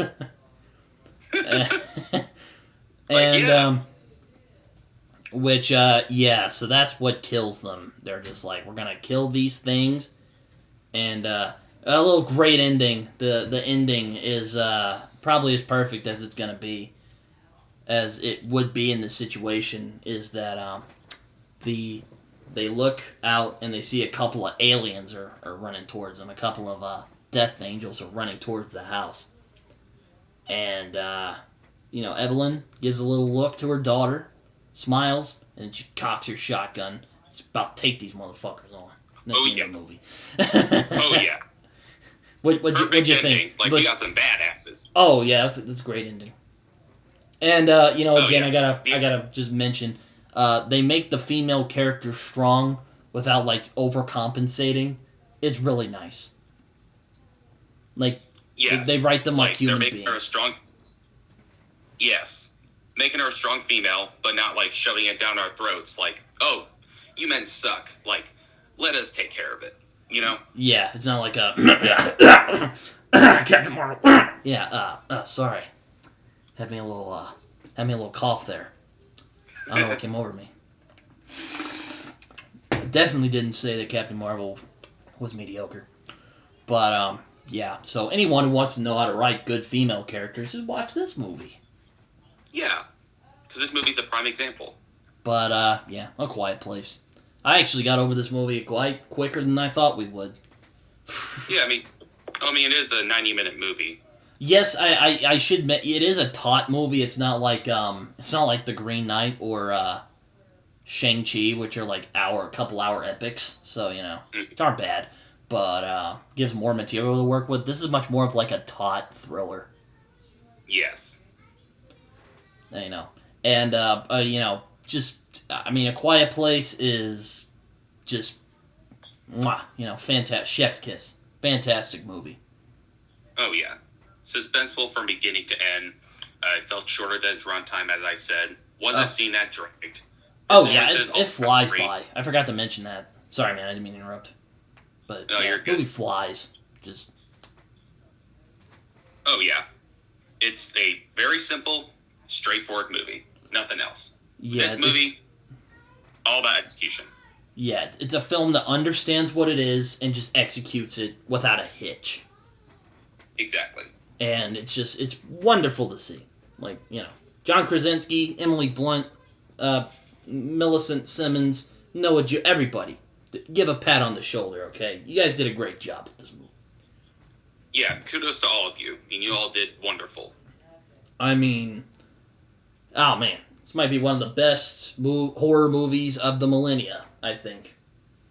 You could probably say that The Witch or Under the Skin are a lot better, which, I wouldn't quarrel with that. But if you want like a good mainstream horror movie, you can't go wrong with A Quiet Place. Or A Quiet Place 2, which we'll talk about next week. Mm-hmm. Yeah, if you just want like a simple horror movie that it's not really thought-provoking, like Under the Skin, for example, go watch A Quiet Place, because it's worth your time.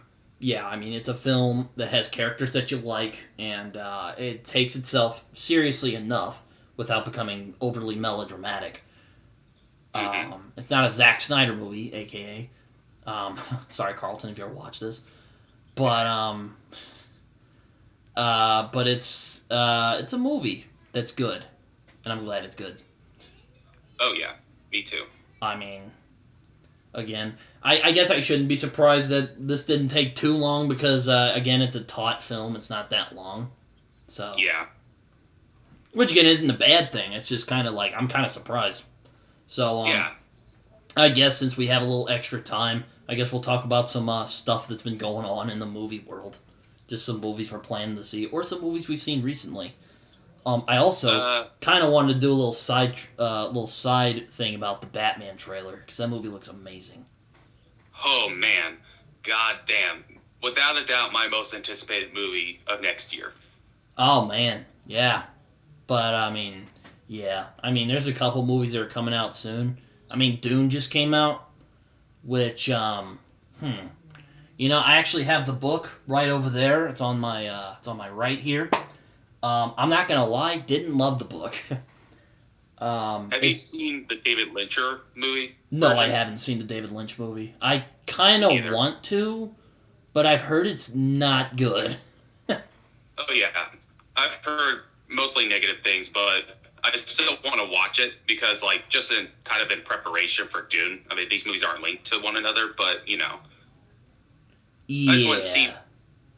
There is the documentary Jodorowsky's Dune, which I highly recommend, which is about the old cult film director Alejandro Jodorowsky and his attempt to make Dune, and it's a fascinating story. And that movie it's called Greatest Science Fiction Movie Never Made. It inspired a lot of phenomenal. It basically inspired all of our favorite science fiction movies, like the 70s, 80s, and 90s, like, you know, Alien, Star Wars, The Fifth Element, even though I don't really like that movie. But nonetheless, yeah, great movie. But yeah, the new Dune movie came out, and it looks good. Yeah, I can't lie. It looks like it'll be good. Even though I didn't really love the book, it's a really dense, intense read. I'm not gonna lie, if you ever do pick up the book, prepare to be overwhelmed with it, because it is basically Lord of the Rings, just on a sci-fi level, and without the, like, big adventure. It's like intergalactic politicking, and a bunch of characters just describing what they're doing, which isn't always fun. But hopefully this movie will condense all of that as much as they can. Yeah, and I've heard reviews, and it seems like it's good, so it might be of interest. Yeah. I mean, like, when I heard that Denis Villeneuve was going to direct this, I was instantly hooked on it, even though I haven't read the book and I don't know anything about the source material. But yeah, just the director and the cast, I was hooked. I was like, I definitely got to see that in theaters. I plan on seeing it next week. Oh yeah, the cast is star-studded. I saw it on HBO Max because I leech it off of my uncle, but I'm like, damn, this just looks like a movie you need to see in the theaters when it comes out. Like, I just would feel wrong if I saw it in my house, you know? Yeah. Yeah, this is a movie you definitely have to see in theaters. And yeah, it's so funny. Everyone's like, this is the next Star Wars and Lord of the Rings, because Dune was a big inspiration to Star Wars, which a lot of people don't know. Oh yeah, I can see that. But you know, again, I'm a little hesitant because the book just kind of left me cold in some places. My big issue with it is it doesn't seem to know if it wants to be a pulp adventure or like this really deep philosophical book. It just seems like it's kind of stumbling about from tones. But hopefully the movie will condense everything. I like Denis Villeneuve. He's made some of my favorite movies of the past decade. So, I mean, Prisoners is probably my favorite one. But, I don't know if you've seen Prisoners, but if you have, that'll be another great movie we can talk about someday.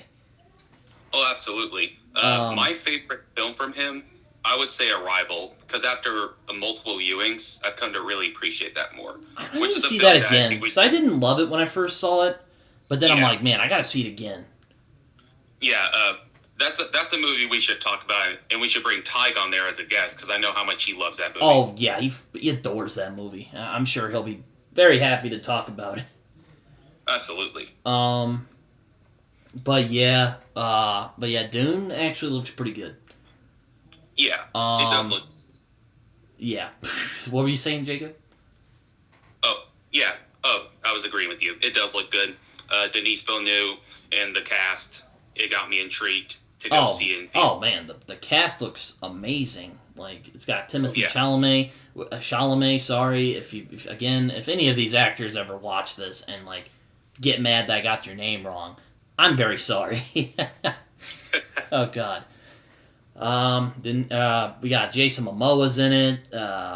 Dave Bautista's in it again, or not again, but David Damashkelin, I think is his name. He was he was in the Suicide Squad recently. It's got a lot of people in it. Josh Brolin's in it. Zendaya, which Zendaya's really impressed me. But we do plan on talking about Spider-Man in December before No Way Home comes out, and we'll definitely talk about her there. So I'll save that for our Spider-Man reviews. But, man. Zendaya's in it. Javier Bardem. They got the all-star cast in this movie. Oh, yeah. Oscar Isaac, Rebecca Ferguson. Oh, yeah. I forgot them.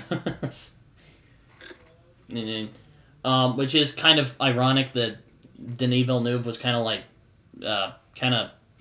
he's a little, he seems a little cold on superhero movies, but you're making a movie off of a pulpy sci-fi novel from the 60s, but I digress. Yeah. That's a rant for another time. But for the most part, I really like Denis Villeneuve, and this movie has a lot of promise. The special effects from what I saw in the trailer look amazing. So... Oh, yeah. And Chris Stuckman said it was good, so I'm like, alright, I might check this out. Probably going to take my dad. He's probably not going to understand a lick of what's going on, and I'm probably going to have to explain some of it to him. And even I don't understand all of it. And I freaking read this book. Let me pull it out real quick. You're not going to see me pulling it, but look how freaking thick boy, okay? Did you hear that spank? It's a thick boy. I can just from hearing alone, that's a fucking thick-ass book. It's a thick boy. Yeah, it's a thick book, okay? It's 600 pages, all right? And just... Jesus. And they're trying to make this a two-parter, which I think is appropriate, because if you try to cram this freaking story into one movie, you're going to fail. I mean, that's why the David Lynch movie went wrong, apparently. That they try to do too much at once. Mm-hmm. So, man, which I still need to see that. I've never seen it. I've only seen 3 David Lynch movies. I own 1. I actually own 2. I need to see Blue Velvet. I've heard that movie's really good. But, yeah, Dune looks good, basically is what I'm saying. Hopefully it clears out all the kinks and problems I had with the book. And I hope it actually takes its premise and does well with it, because I really like the premise of Dune. That this kid who has this destiny about him, and it kind of subverts that concept of the Messiah, which is kind of the idea of Dune, even if I didn't think they did a great job with it. Mm-hmm. And Villeneuve in general is one I'd like to talk about at some point, because he's one of our great modern directors.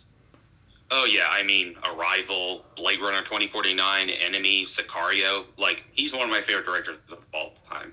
Oh, yeah, definitely. I mean, again, I didn't love Arrival at first, but I want to see it again, because I think if I give it a second shot, I'll like it a lot more. Mm-hmm. I'm sure Ty will appreciate that. Yeah, Ty will be like, oh man, you didn't like that? It was genius. I'm like, I know, I'm going to see it again. I liked it. I'm not saying I didn't like it. I don't know if it clicked with me at first. The twist at the end was really good. But, Antlers. Another movie that's coming out that I'm anticipating is Antlers from Scott Cooper, the guy who made the criminally underrated movie Out of the Furnace. I don't know if you've seen that, Jacob, Out of the Furnace. No, I haven't. Oh, dude, it's so good. Oh, it is? I think it's a phenomenal, underappreciated revenge movie.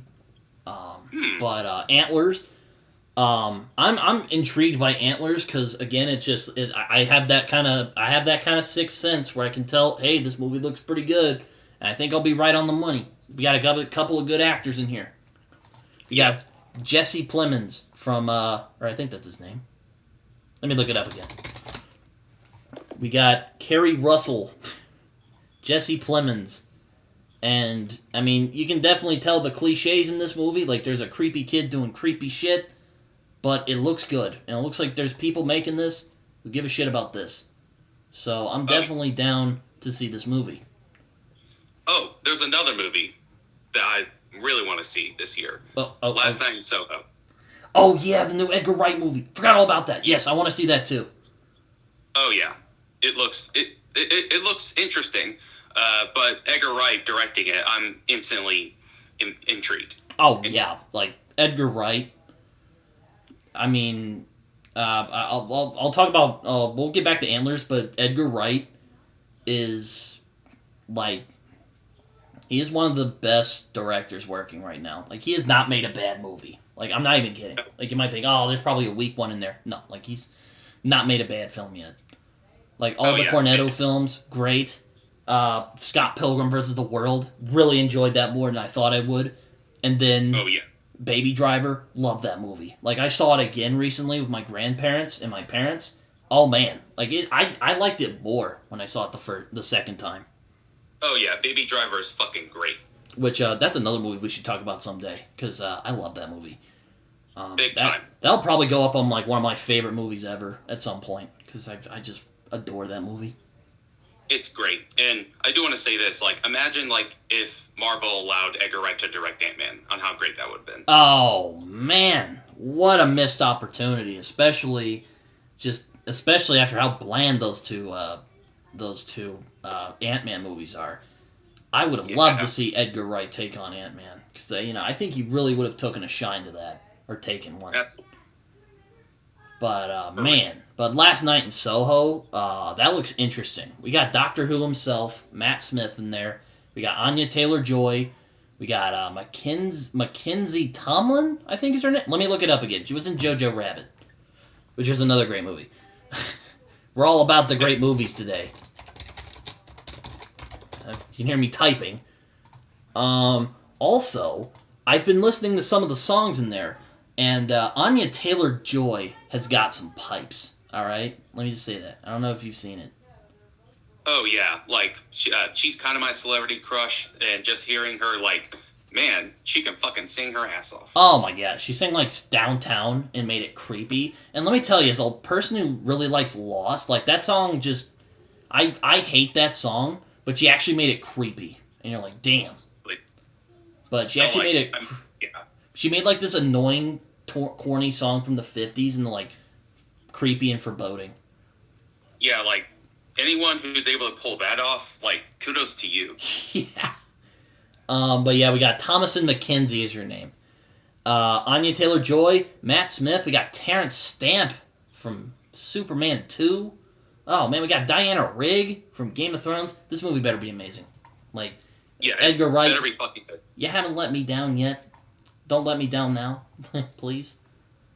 Yeah. Please let this movie be good. But yeah, I mean, Last Night in Soho. I totally forgot about that movie. Another anticipated movie. So yeah, that's another movie I'm excited for. But back to Antlers. But Antlers looks really good. Oh yeah, and I'm so disappointed that it got delayed. But what matters now is that it's being released. Yeah, I mean, we got another good cast there. We got or at least we got two actors who I know are really good. We got Kerry Russell, and we got Jesse Plemons of Breaking Bad fame. Seems like Kerry Russell is in these types of movies where, like, just creepy shit starts happening, and she's, like, piecing it together. It's like that Alien movie she was in a few years ago, which legitimately creeped me out, by the way, because, I don't know. Like, people trashed on that. I forget what that movie's called. Let me check that out. Let me find it. I know what you're talking about. Can't put it... Yeah. Dark Skies. Yes, that... Let me tell you, that movie got way too much hate. Like, that... Like, when I saw Chris's review of that, I'm like, dude, I think you're really not giving it credit. Like, that movie creeped me the hell out. Oh, yeah. It was so creepy. Like, it's really underrated. Oh, yeah. That movie creeped me the fuck out. Like, I don't know. Then again, I've always been kind of fascinated by aliens, but that's a whole other thing. But yeah, Antlers, that actually looks pretty good. And I've always loved Wendigo from, like, you know... I don't know if you've ever played Until Dawn, the video game, but it has Wendigo in it. That was one of the reasons I enjoyed that game. Oh. But, yeah, I've always been fond of Wendigo, and apparently that's what they're going to go with in this movie. And I hope it's really good, because I would be very disappointed if this movie that looks good, and I've waited for a long time to see it because of that damn COVID, and then it just sucks. Yeah, like, this movie better be fucking good, because it looks really good. At least make it presentable. Can you do that, Scott Cooper? Yeah, like, please. Oh, what's another movie? Ah, yes. The new Paul Thomas Anderson movie finally is coming out. Licorice Pizza is what it's called. It was originally going to be called Soggy Bottom, but now it's called Licorice Pizza. And, you know, I've heard weirder titles for a movie, but you know what? Paul Thomas Anderson, he's one of the greatest filmmakers of our time right now. You can do whatever you want, man. Because, yeah, absolutely. You know, yeah. He's made some of my favorite movies of the past, like, decade. There Will Be Blood is, like, my second favorite film of all time. The Master, another masterpiece, no pun intended. And then Phantom Thread, which I thought I was not gonna love, and then just like the first second I'm watching it, I was hooked. Like I was Jacob was actually there. I was talking to him about it. Like, oh man, I'm like, oh man, I don't know about this movie, and then I see it, I'm hooked.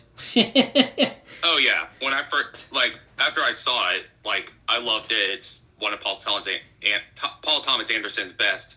When I saw Chris's review, I was disappointed that he gave it like a B+ or something. I was like, I think you kind of underestimated this movie. Like, I think it's way better than a B+, but that's just my opinion. Oh yeah, I mean, I'd love to talk about a Paul Thomas Anderson movie. Like, that's another one on my bucket list that I'd love to talk about at some point. But we can always wait.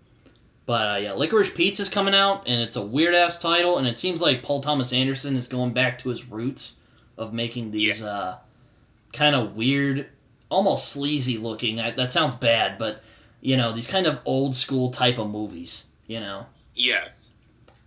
Which is what I love. Which, I mean, if you see the trailer, it's very funny. It also has Philip Seymour Hoffman's son in it, and if you know who he was, phenomenal talent. I mean, he was in The Master. It's probably one of my favorite parts of that movie. And he was a constant collaborator of Paul Thomas Anderson. Tragically, he died 2014.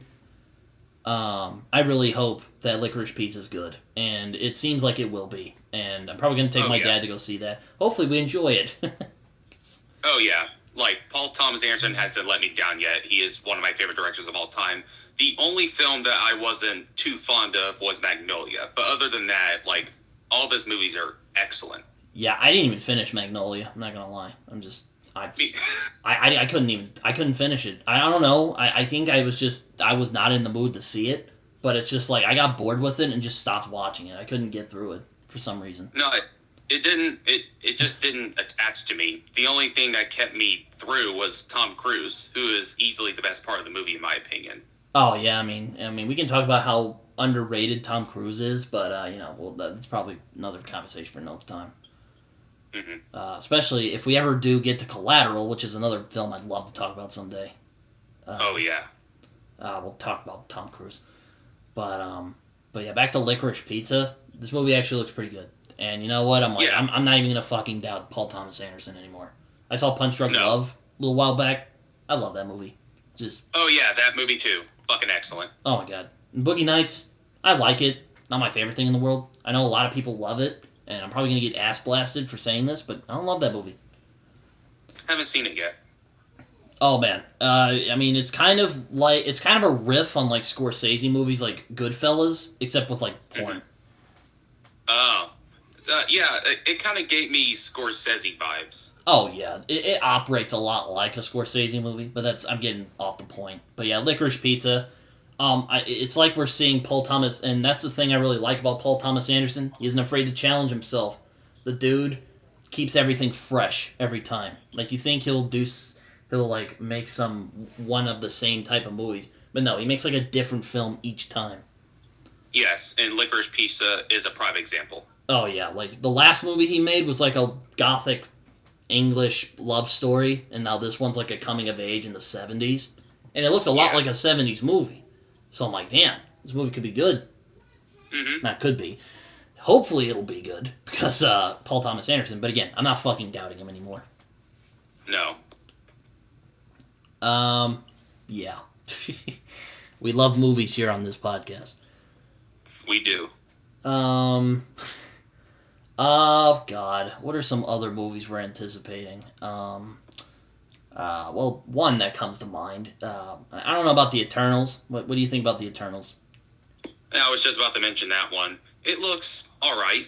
The only thing that's intrigued me was the director, Chloe Zhao. I can't pronounce her name. I think it's pronounced she directed the excellent Nomadland, which was my favorite film of last year. That's the only thing that's getting me interested, but for the most part, I'm not well versed in the source material. I don't know anything about these characters. So, but I hope it's good though. Yeah, me too. It looks kind of odd. Which I know is kind of a weird thing to say about a Marvel movie, but hey, I might check it out when it comes out. I don't know. It's kind of like Captain Marvel didn't really grab my attention. Don't know if I want to see it, but then again, so did Shang-Chi. I ended up seeing it despite my doubts, and that was a great movie. Yeah, so Eternals, I'll give it the benefit of the doubt. I hope it's good, but we'll just have to wait and see. Yeah. I mean, again, Marvel rarely makes bad movies. The only one I've actively disliked in the MCU is probably The Dark World, which we'll definitely talk about when we get to Thor season before Thor comes out. We'll definitely try and get Tyg for those episodes because he's a big Thor fan. Oh, yeah. Man, but, and then the big anticipated, this is one of my most anticipated films of, probably my last most anticipated film of this year. Spider-Man, No Way Home. No Way Home. I almost said Into the Spider-Verse. Oh my god. Which they did announce a sequel for that movie too, which I'm excited for, because that film was great. Oh yeah. Another film we definitely have to talk about. Oh my god. Yeah, definitely. Down the road. It's just, I love that movie so much. No Way Home. Oh, fuck yeah. I'm so ready for that movie. Coming from a huge fan myself. And I know a lot of Spider-Man fans have, Spider-Man fans on Twitter are quite the experience, let me tell you, because people, you want to start an argument on Twitter fast, just start talking about MCU Spider-Man. For real. I personally like I personally liked the MCU Spider-Man, but hey, there's people who don't like it, and they're very audible about not liking it, which is fine. Yeah. But I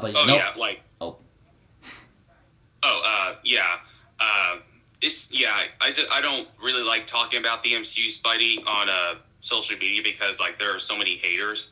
But yeah, my personal opinion, I like the direction that they're taking him, and he's not an Iron Boy Jr. in my opinion. He is solely his own hero. But yeah, I like the MCU Spidey. I think Tom Holland is great in the movies. And the movies are really good. Yeah, I mean, we definitely came up with a plan in December before the movie comes out. We're definitely going to be talking about the other two MCU Spider-Man movies. I don't know how many Spider-Man movies we can cram, but I definitely want to talk about the MCU Spider-Man movies before we get to the No Way Home. And No Way Home looks very promising, and they're bringing back a lot of old players in the Spider-Man game. We got J.K. Simmons back as J. Jonah Jameson, which was amazing. They got Alfred Molina back as Doc Ock, can't wait for that. Might get Willem Dafoe back as Green Goblin. We're not sure about that yet, but there was a heavy implication in the trailer that could be the case, which, oh boy. And we're definitely getting Jamie Foxx back as Electro. Absolutely. I've heard that Sandman will be coming back. Oh yeah, I heard about that too. There have also been persistent rumors that Andrew Garfield and Tobey Maguire are going to come back as Spider-Man, which really hope that's the case. If they don't do it, and they've really been cock-teasing us over this, like they've really been dangling that over our heads for the past year now, and if they don't have it, I'm going to get so mad. Like that'll probably be my biggest disappointment. Oh, yeah, especially since you're bringing back the old school Spider-Man villains. I mean, Alfred Molina, Willem Dafoe, possibly, Jamie Foxx. It's pretty inevitable that, they're going to be coming back. But, yeah, if they don't, then biggest disappointment. Oh, man. That's the make it or break it for me. And we also get Doctor Strange in the movie, and there's probably going to be some wibbly-wobbly, timey-wimey stuff in there. So that'll be fun. Oh yeah, and the whole and especially since this movie is diving into the multiverse. And also there's a multiverse, and I freaking love multiverses. So I'm definitely gonna be there. Oh yeah. I mean, then Doctor Strange and the Multiverse of Madness. I'm definitely gonna go see that, even after Doctor Strange, the original movie, was such a meh film. Oh yeah. And especially since they brought Sam Raimi as a replacement for Scott Dickerson, who originally directed the first one. Yeah, when they announced that Sam Raimi was going to direct it, I'm like, yep, give me my money. I'm going to go see it because Sam Raimi, he is masterful when it comes to horror movies. Oh man, and is that your Fry moment where he's like, "Shut up and take my money"? Because I love Sam Raimi. He's like really impacted me in so many ways. Oh yeah, me too. I mean, I really hope we can talk about the Raimi Spider-Man movies at some point. And maybe we can in November if there's time, but I don't know. That's it's kind of up in the air because we just we just started this and we're getting on our feet. So I guess we'll see. But definitely Spider-Man No Way Home. And we'll definitely talk about the MCU Spider-Man movies when that time comes. So absolutely, yeah. For sure. But yeah, I mean, I agree with you. I really like Tom Holland as Spider-Man. I think he's great in the role. He just has the look. He has that kind of, not really childlike, but he has that kind of kid-like, not naivete, but he has that wide-eyedness of a kid, which is nice. Yes. And he plays the awkward teenager part very, very well. And I'm sure he'll bring that to this movie as well, which will be nice. Also, Zendaya's in it, so that'll be fun. Oh yeah, and I don't hate on anybody who doesn't like the MC Spidey. I totally understand their perspective, but yeah, I personally think he's going in the right direction, and I just really like the MC Spidey. Tom's great in it. Also, the director of the Spider-Man movies is going to be making a Fantastic Four movie. Please, dear God, please finally give us a good Fantastic Four movie. Yeah, because the last one, Four Stick, dear God in heaven. That's a stinky-ass movie. I'll put it that way. God, man. I literally, when I first watched it, I literally, slept for, 5 minutes, and I woke up, I was like, oh, it's still on. I mean, the first couple of movies back in the day were goofy as fuck, but they weren't, bad. No, well, they were just goofy. But the Four Stick is just, oh, man.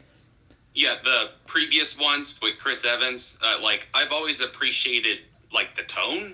It understood, the whole family part of it. Yeah, but I'm not saying they're good movies by any means. They're not good movies. Though Michael... what? I was just going to say, though Michael Chiklis was born to play the Thing. I rest my case. They did him dirty in those movies. He was phenomenal as the Thing. But again, what were you saying? No, I do agree with, he was great as the Thing. But yeah, those movies, I agree with you. They were goofy. They weren't really good. But I don't think they really hold up well. But, fuck it. I'll rewatch them sometimes just for childhood's sake. But yeah, Four Stick basically had no redeeming qualities whatsoever. Oh my god. It's they tried to go for a body horror element. And you're like, dude, that's just not the Fantastic Four. And apparently I heard rumors that Josh Trank came to set. He got high and whatever. And it was bad. It was really bad. Oh, yeah, for Studios interfered with it. It was bad. It's just all the things that could go wrong with a movie. It just went wrong, apparently. Oh, yeah. God.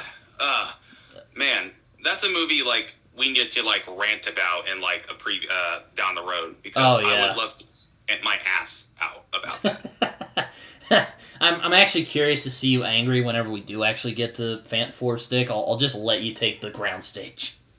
Oh yeah, it'll mostly be Jacob goes to the movies.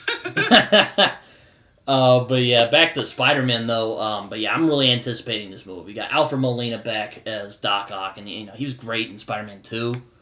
Oh yeah. I mean, he was just. Mwah. We might get Willem Dafoe back as Green Goblin. Mwah. Jamie Foxx as Electro. Hopefully, he'll be way better in this movie because he really sucked in the last movie, and that wasn't really his fault. Mwah, no. I mean, if you see him in, Baby Driver, he can play a good villain. Oh, yeah. Jamie Foxx, he's a fantastic actor, so I hope this film will be his redemption. Oh, yeah, definitely. Because I don't think he's even been bad as Electro. He just had bad direction. Yeah, and the writing and all that shit. God, I fucking hate Amazing Spider-Man 2. But... oh, man. Yeah. So, yeah. Spider-Man, man, is there any other movies in 2021 that we could talk about? I mean, the new Bond movie came out, which I saw that, and I really liked, but, Justin's not really into Bond movies, so. No, not a Bond fan, but something about Daniel Craig's Bond gets me interested.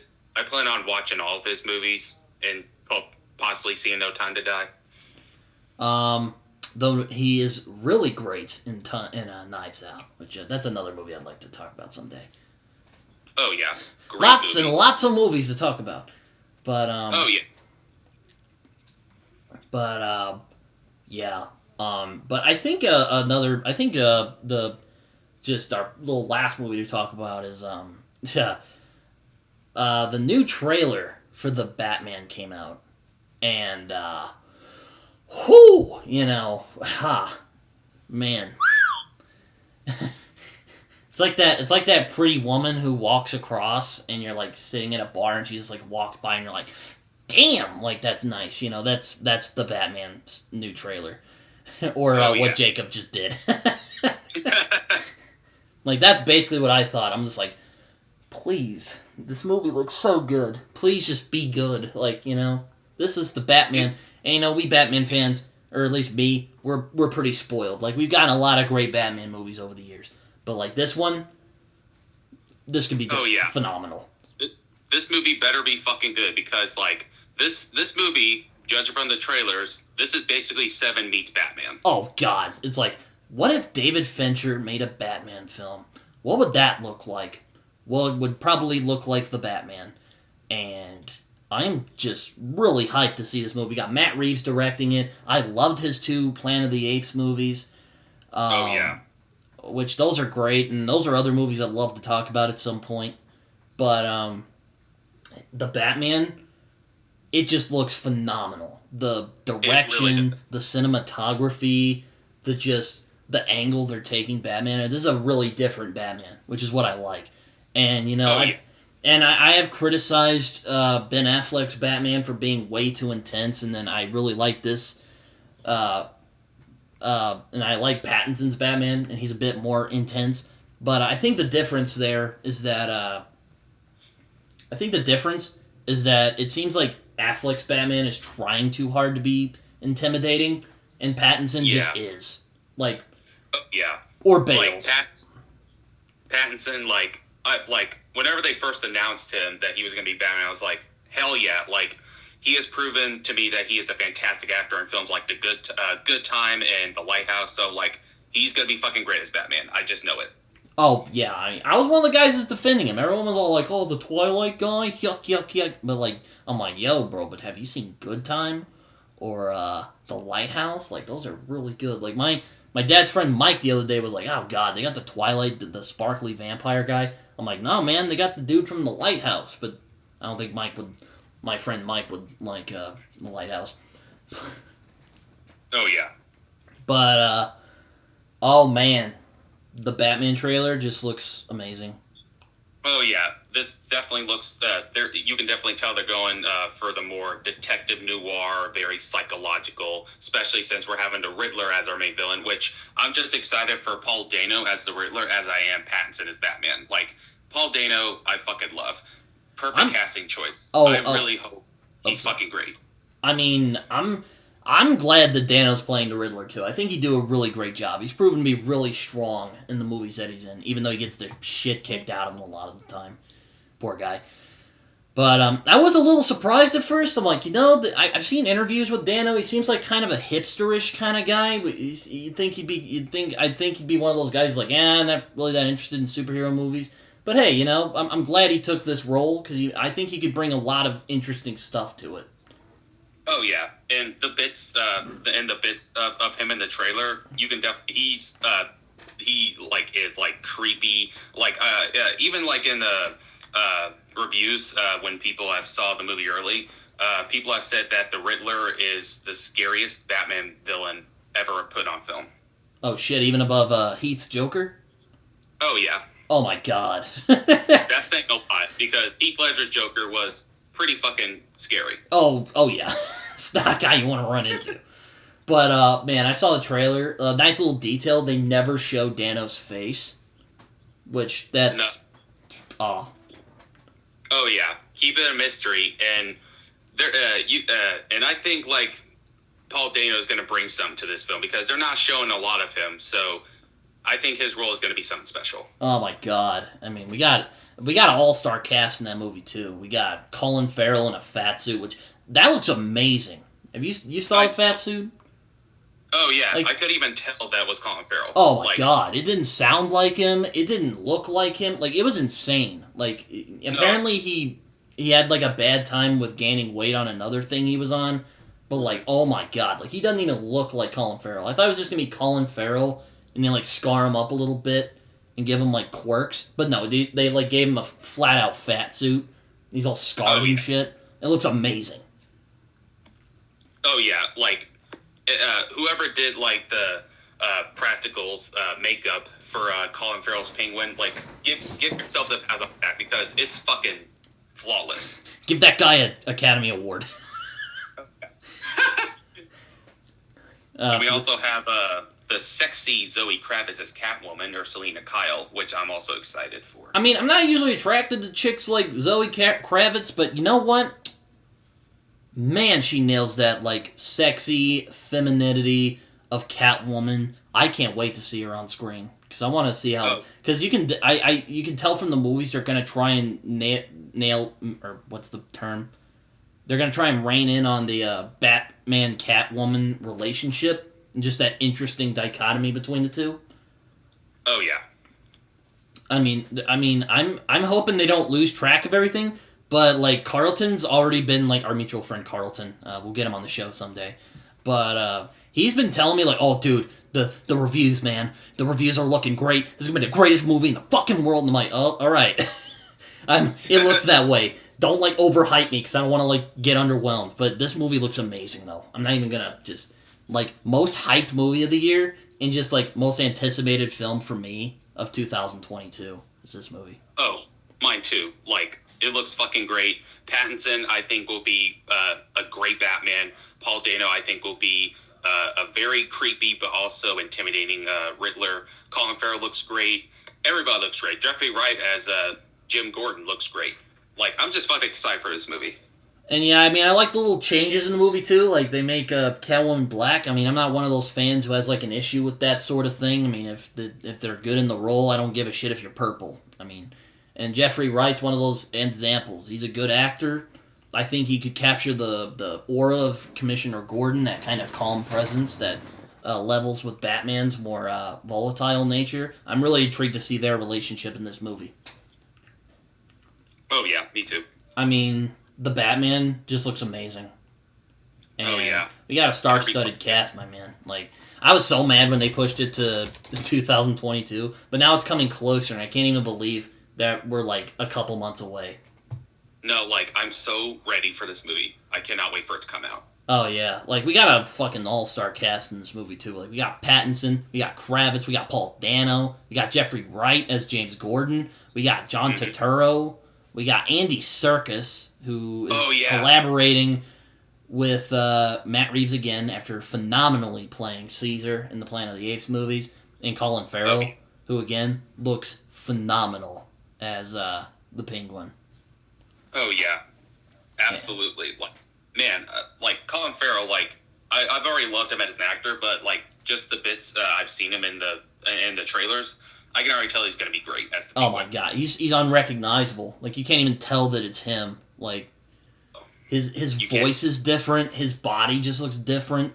And, again, they, like, got a fat suit. It doesn't look, like, ridiculous. Like, it looks convincing. Yeah, and intimidating. Yeah, like, he's got scar. And, you know, Penguin's kind of thought of as this kind of weird, eccentric crime lord. Like, he actually seems a bit intimidating in this movie. Yes.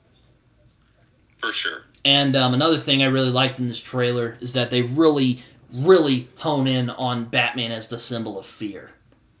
Which, that seems... Like, I've never seen that. I don't think I've seen that in a Batman movie since, like, Batman 89. As Batman as the mythical figure of the night. Oh, yeah. That's exactly what I want from Pattinson's Batman. Like, you know, and if they really go down that route, I am so down. Like, you know, and again, I'm kind of going back to people are kind of like, oh, well, you got mad about Ben Affleck Batman for being intense. Well, again, I think Pattinson, just from the trailer, you can tell he has that really, he's found a nice control between really pissed off and angry and volatile to calm and gets his head right. I probably would have said it better, but, that's a really hard thing to do. Oh, yeah, and I think Pattinson will deliver that amazingly. Like, Ben Affleck, I felt was trying too hard, and sorry to Carlton, because I know that's your favorite Batman, but I felt like he was trying too hard, and the whole, throwing away his moral code and all that shit. Yeah, we'll talk about that whenever we get to Batman v Superman. If we even ever get to that, because it's such a touchy movie for nerds like us. I don't even know if I want to talk about it. Nah, probably not. Maybe someday, God. But but the Batman though. I hope this isn't going to be this doesn't look like it'll be a divisive movie. This looks like this could be another great addition to an already good place of Batman. Oh yeah, for sure. I mean, I've had my problems with all the Batmans, like Keaton. There's some things I didn't love. I think he is my personal favorite Batman because I think he captures the spirit of the character really well. Bale. Mine too. I liked him, but I had issues with him. Like for some points, like there's some bullshit decisions to keep the plot moving, and also I just never was convinced of him as this feared mythical figure. Like in this trailer, this trailer's really going for the mythical, Beast of the Night character. Oh, yeah. Absolutely. And back to Christian Bale, especially, him trying to be, trying to hide his voice. It was just so funny. I'm not wearing hockey pads. I love The Dark Knight, but every time I see that... yeah, I know. I love that movie, too, but oh, God, his voice is just... Sorry, Christian Bale, if you ever watch. Please don't chew me out in the comment sections. No, we love you, Christian. Yeah. He's been in some good movies. But, oh, God. I mean... We got, a star-studded cast. I hope they can balance everything, but it looks it looks amazing, though. The action... Oh, my God. Oh, it looks so fluid. It's just oh man, it's like Daredevil, except without the gritty, every hit looks like it hurts, which isn't bad. I like fluid action. Looks more like Shang-Chi, except more violent. Yeah, and more grounded and realistic. It looks, oh, man, and it's giving me a lot of Arkham vibes, which is great. Oh my God, I mean, I love the Arkham games. It should be amazing. I hope so, because it better be. God, it's just, this. Oh man, this is probably my hyped movie of 2022. Oh man, it should at least be fun to watch. If it's not that, then but it looks good. It looks like this is a director who knows what he's doing. He knows the character, and he's gonna do it well. So Oh yeah. And and again, it's like what we were just talking about. It's basically Seven with Batman. Mm-hmm. And it looks amazing. Yep, and Seven was a masterpiece. And so. I love Seven. It's one of my favorite crime/horror movies of all time. Also, the Riddler kind of looks like the Zodiac Killer. Mm-hmm. And is very much based on the Zodiac Killer, which is this is another movie that David Fincher made, which is pretty good. Zodiac.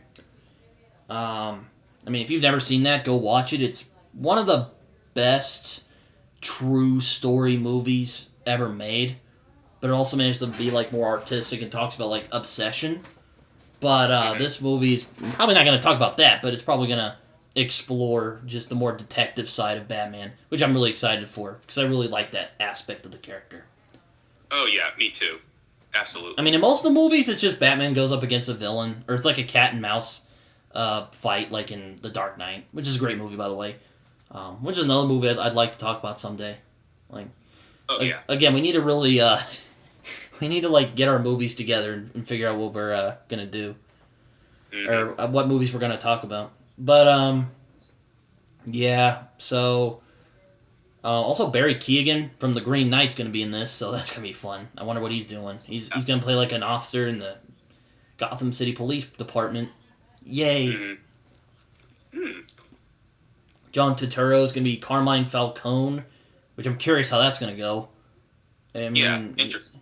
I mean, maybe from Miller's Crossing, which is another great gangster movie, you know. But, man, this film looks amazing. Oh, yeah. It better be fucking good. Oh, my God. It's just, you know.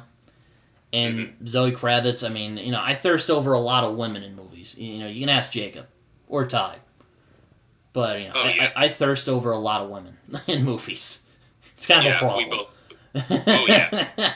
But, you know, it's like, like, you know, I'm usually not attracted to, you know, people like Zoe Kravitz, but hey, she's looking pretty good. Like, man. Woo, damn. Oh, damn. Look at that hair. Oh, you know. Need some of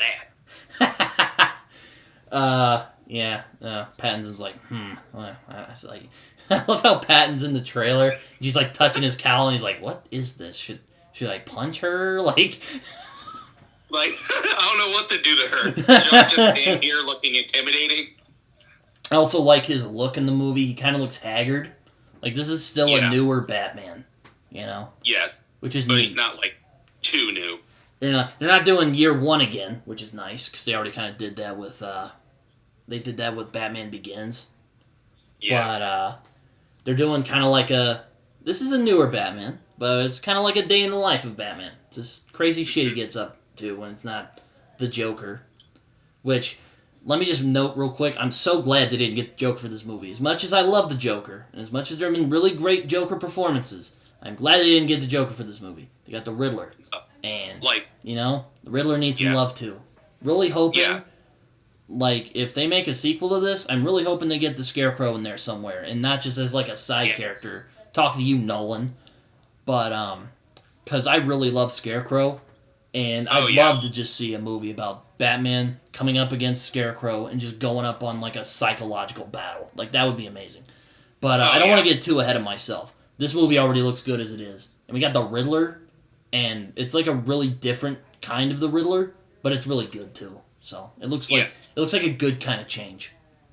Yes, it looks realistic, like the Riddler and how they're approaching him, especially his costume design, which I think looks fucking scary as hell. Oh, yeah. Oh, yeah, there's also the live stream scene, which I'm like, oh, man, I'm wondering if they're pulling from the Nolan movies there.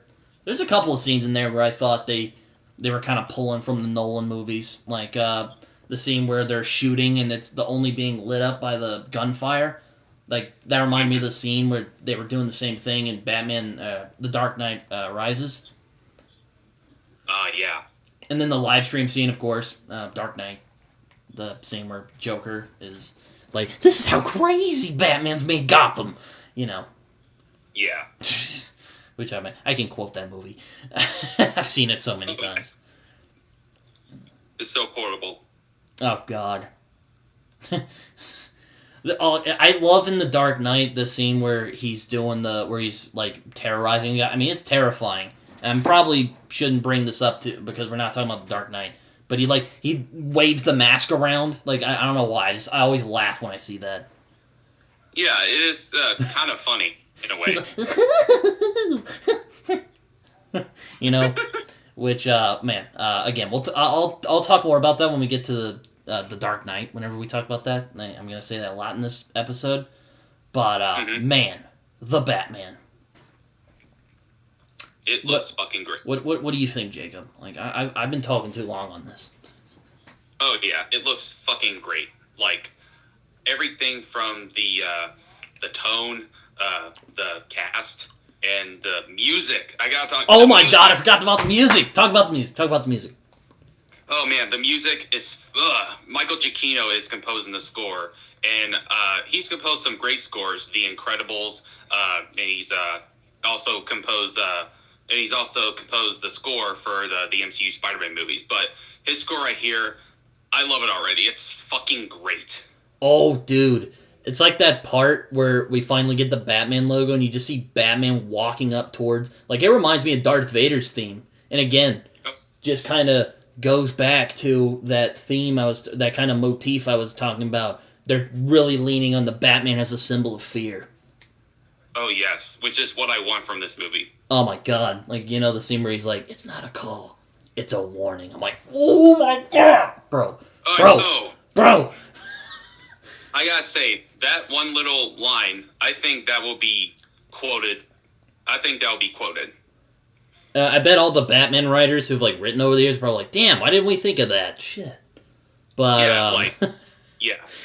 But, oh my god, like, it's just, like, I forgot to mention the music. The music. It's so good. Like, I could cry. Man. I'm kidding, I'm not gonna cry. But, man, Michael Giacchino, like, it's like, these have been some great trailers. Like, they haven't given away anything. It's perfect. They haven't given away anything, but they're not, like, being too vague as to understand, as people are like, what the fuck is this? Like, they're getting people hyped. Like, man. Yeah, like, the